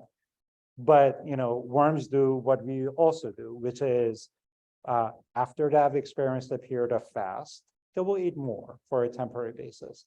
And we are trying to understand how that happens. And that's where we discover chimeric. So levels of chimeric acid in the brain of the animal, we're telling the animal of its nutritional history. So that's how we first came across chimeric acid. We realized that that it was exerting its effects through NMDA signaling. Now, in a different set of neurons than the ones I showed you. But because it involved NMDA signaling, we said, does chimeric acid affect learning and memory? Turned out to be yes. And at least in worms, we think this is the mechanism by which caloric restriction enhances learning and memory, independent of anything that caloric restriction does for age. Yes. Yes, thank you for this. I'm wondering if you have any evidence of searching for the effect of understanding your brain growth. That's an excellent question. Interest? Yes, I'm absolutely interested. Do I have any data on that? No, we don't. But yes, I mean, honestly, this presumably what's leading to your question is the fact that we have identified that steroid.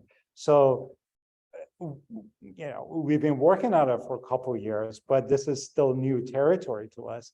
And indeed, we are trying to now shift our focus to understand all the amazing things that the steroids are doing. And as I'm sure you know, not only our gonads or the adrenals can generate some of the steroids, but the brain itself is generated. So I think this is really interesting new territory. And yes, we are interested. I wonder why is the main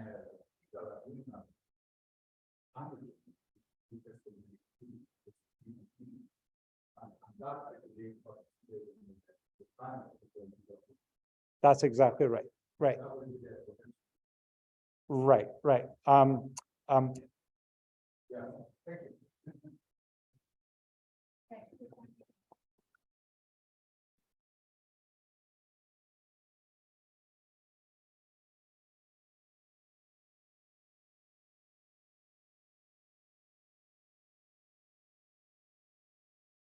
Okay, we have reached our final talk. I'll also tell you that the C-17 will be served after the networking session. All right, so I'm going to let you change that. Okay, so our final speaker is Helena Archer. She's a PhD student of epidemiology at UC Berkeley in the School of Public Health. And she is a co-investigator on, again, an EaRTH Seedling Award to Rachel Morello-Frosch at UC Berkeley. And today she will be presenting entitled COVID-19 Outcomes Among People Exposed to Oil and Gas Production in California.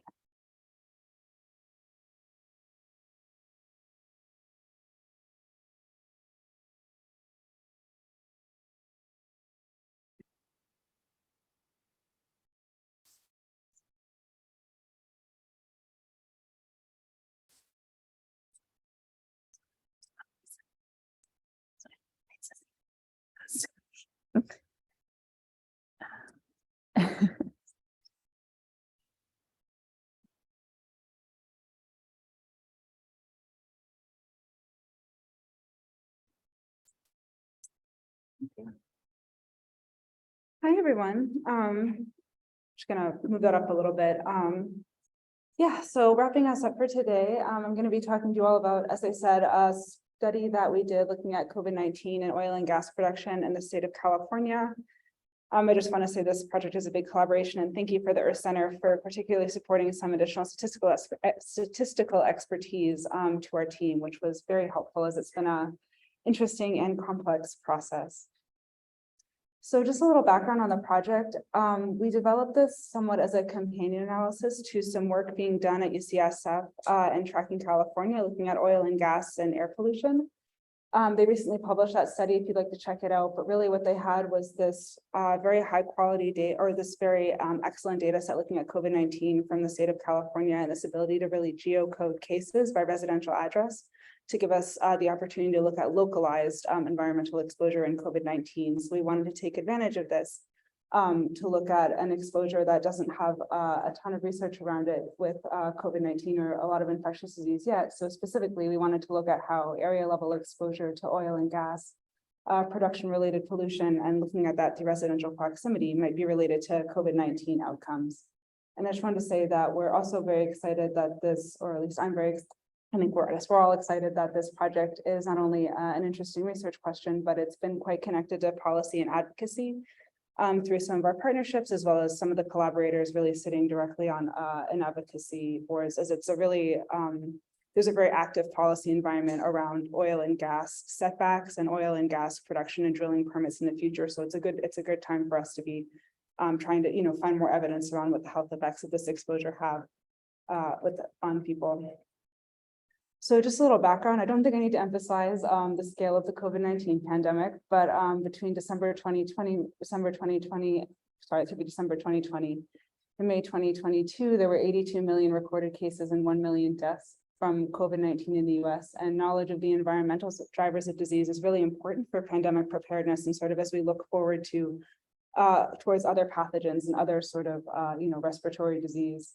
So early on, air pollution was identified as a potential environmental driver of interest. This is data from a pretty recent systematic review that came out in the last couple of months, and the authors found 182 studies looking at COVID-19 and incidence, and another 150, or within those, looking at COVID-19 and death. And there's a overall sort of signal from the literature saying we are seeing somewhat of a relationship here, with about half of each of those reporting positive relationships, additional amount reporting what they say is a sum of none, and a few reporting negative. So some mixed results, but overall, a signal that says this is something that we should be looking at.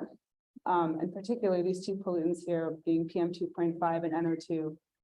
Sorry, it's on the wrong one down there. So a little bit of background on oil and gas wells. Globally, over 600 million people are estimated to live near actively producing oil and gas development, including an estimated 17.6 billion people within a mile in the United States. You can see this picture down here on the left is an example of,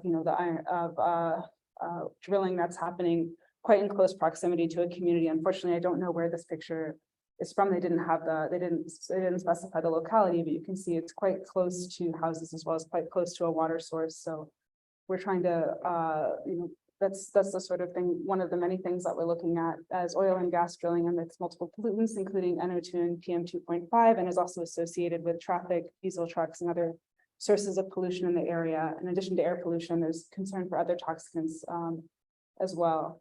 A lot of studies have looked at residential proximity to active drilling, and it's been associated with severe respiratory and cardiovascular outcomes, as well as immunodeficiency. And it's also been critically linked to environmental justice research, as a lot of studies or a number of studies have really shown an increased number of pollutants, particularly oil and gas drilling pollutants with communities of color, and then with new evidence around redlining and the placement of oil and gas wells in communities.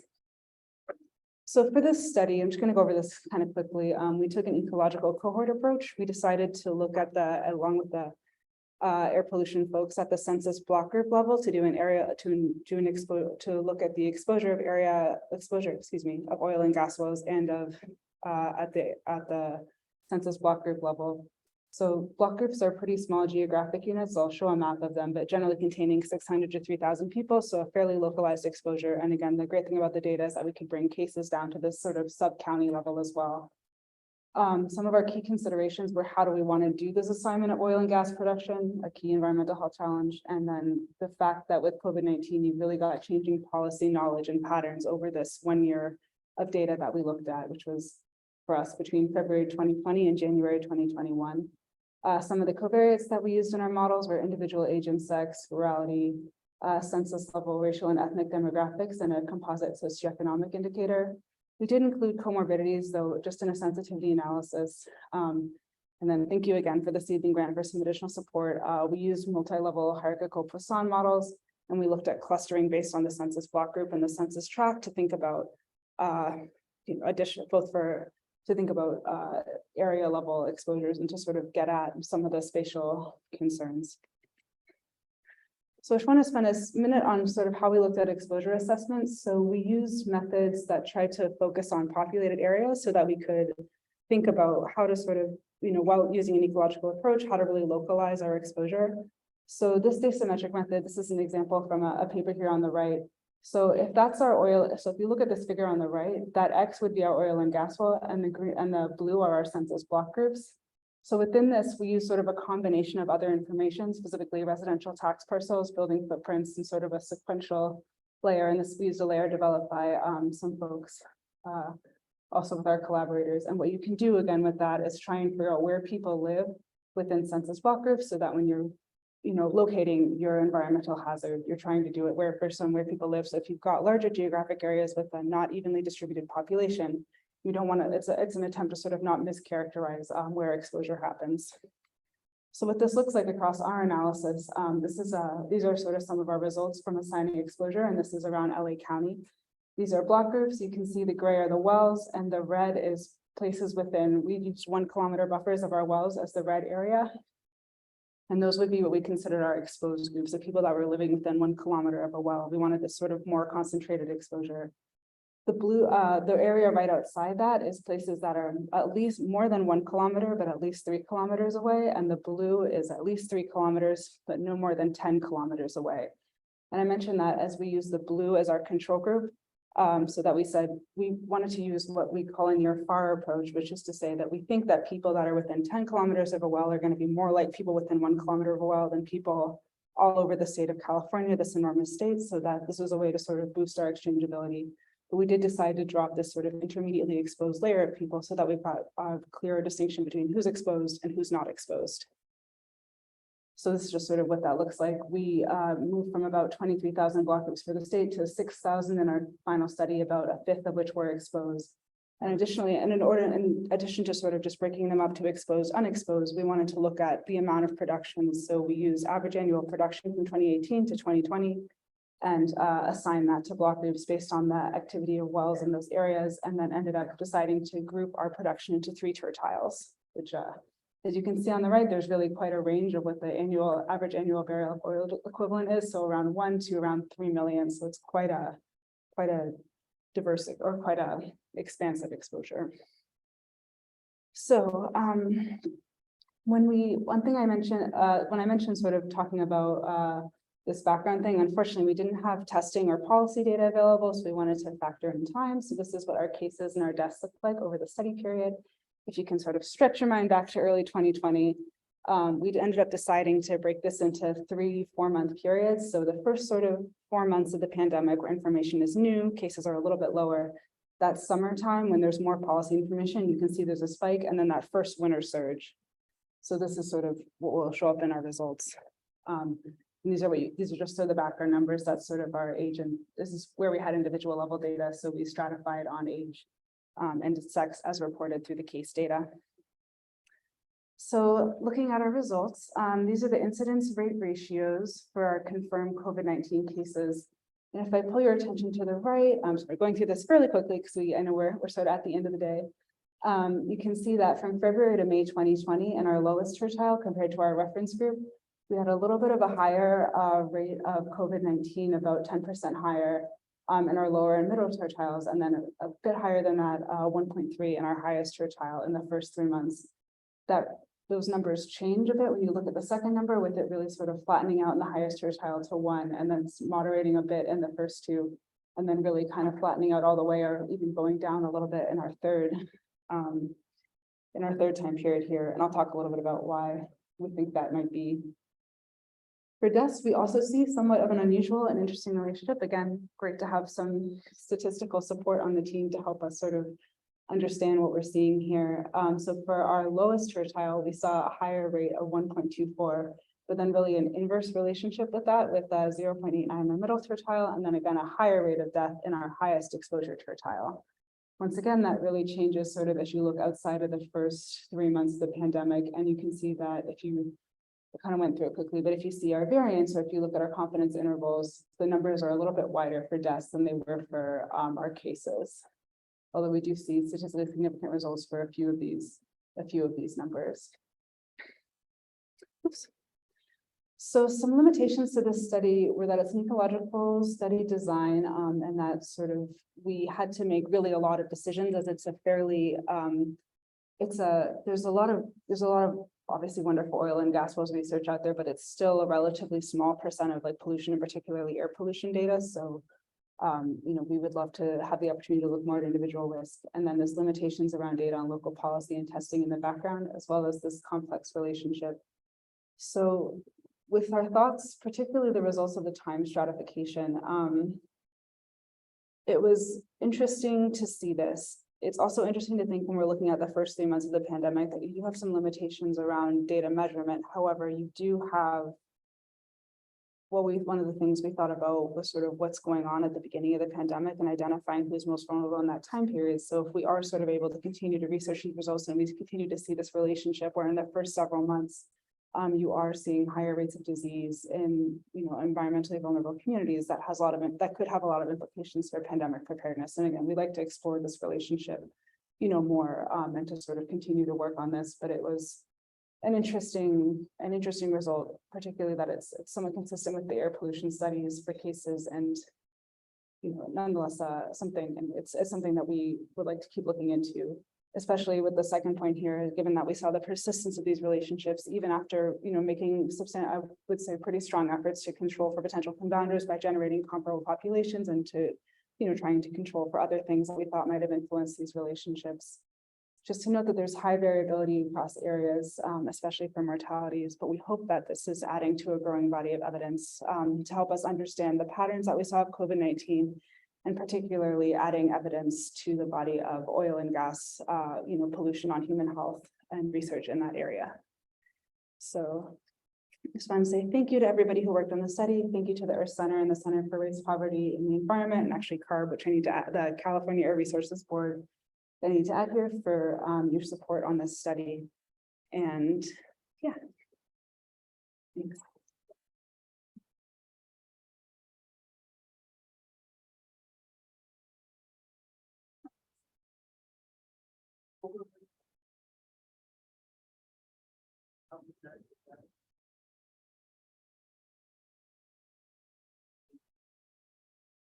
That's a great question. So we didn't overlay traffic separately, just sort of part of a limitation of this exploration, but it is something that we thought a lot about. Oftentimes when people are looking at oil and gas, I think they actually include traffic can sort of be part of the exposure because of the diesel truck piece. So that's a good point, but between that and sort of, it would be, I think it is something that we talked about, trying to potentially consider as part of, to just, distill the effects of that. But it's a great point.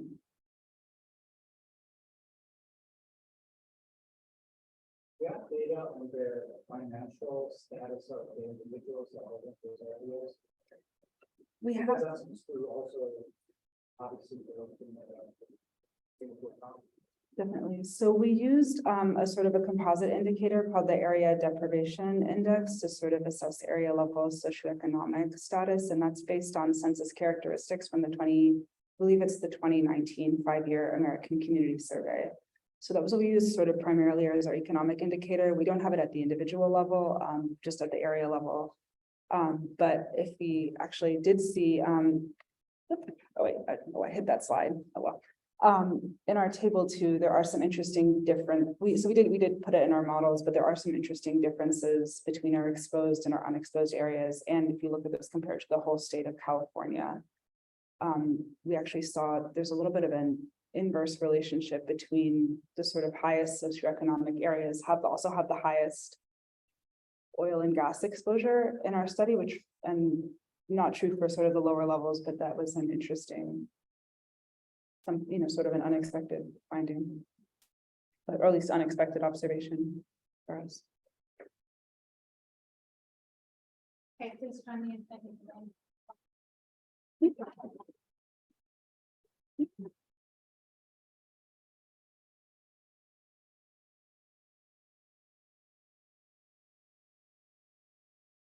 Okay, I just want to wrap up by again thanking Drs. Tanguay, De La Rosa, Brown, Mattis, Ashrafi, and the soon-to-be Dr. Archer for their great talks today.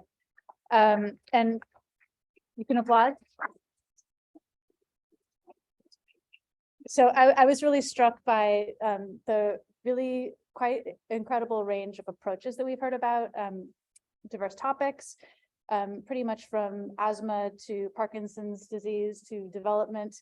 We covered the gamut, hearing about zebrafish, C. elegans, stem cell models, working in human tissue, and looking at exposure studies in humans, even across generations.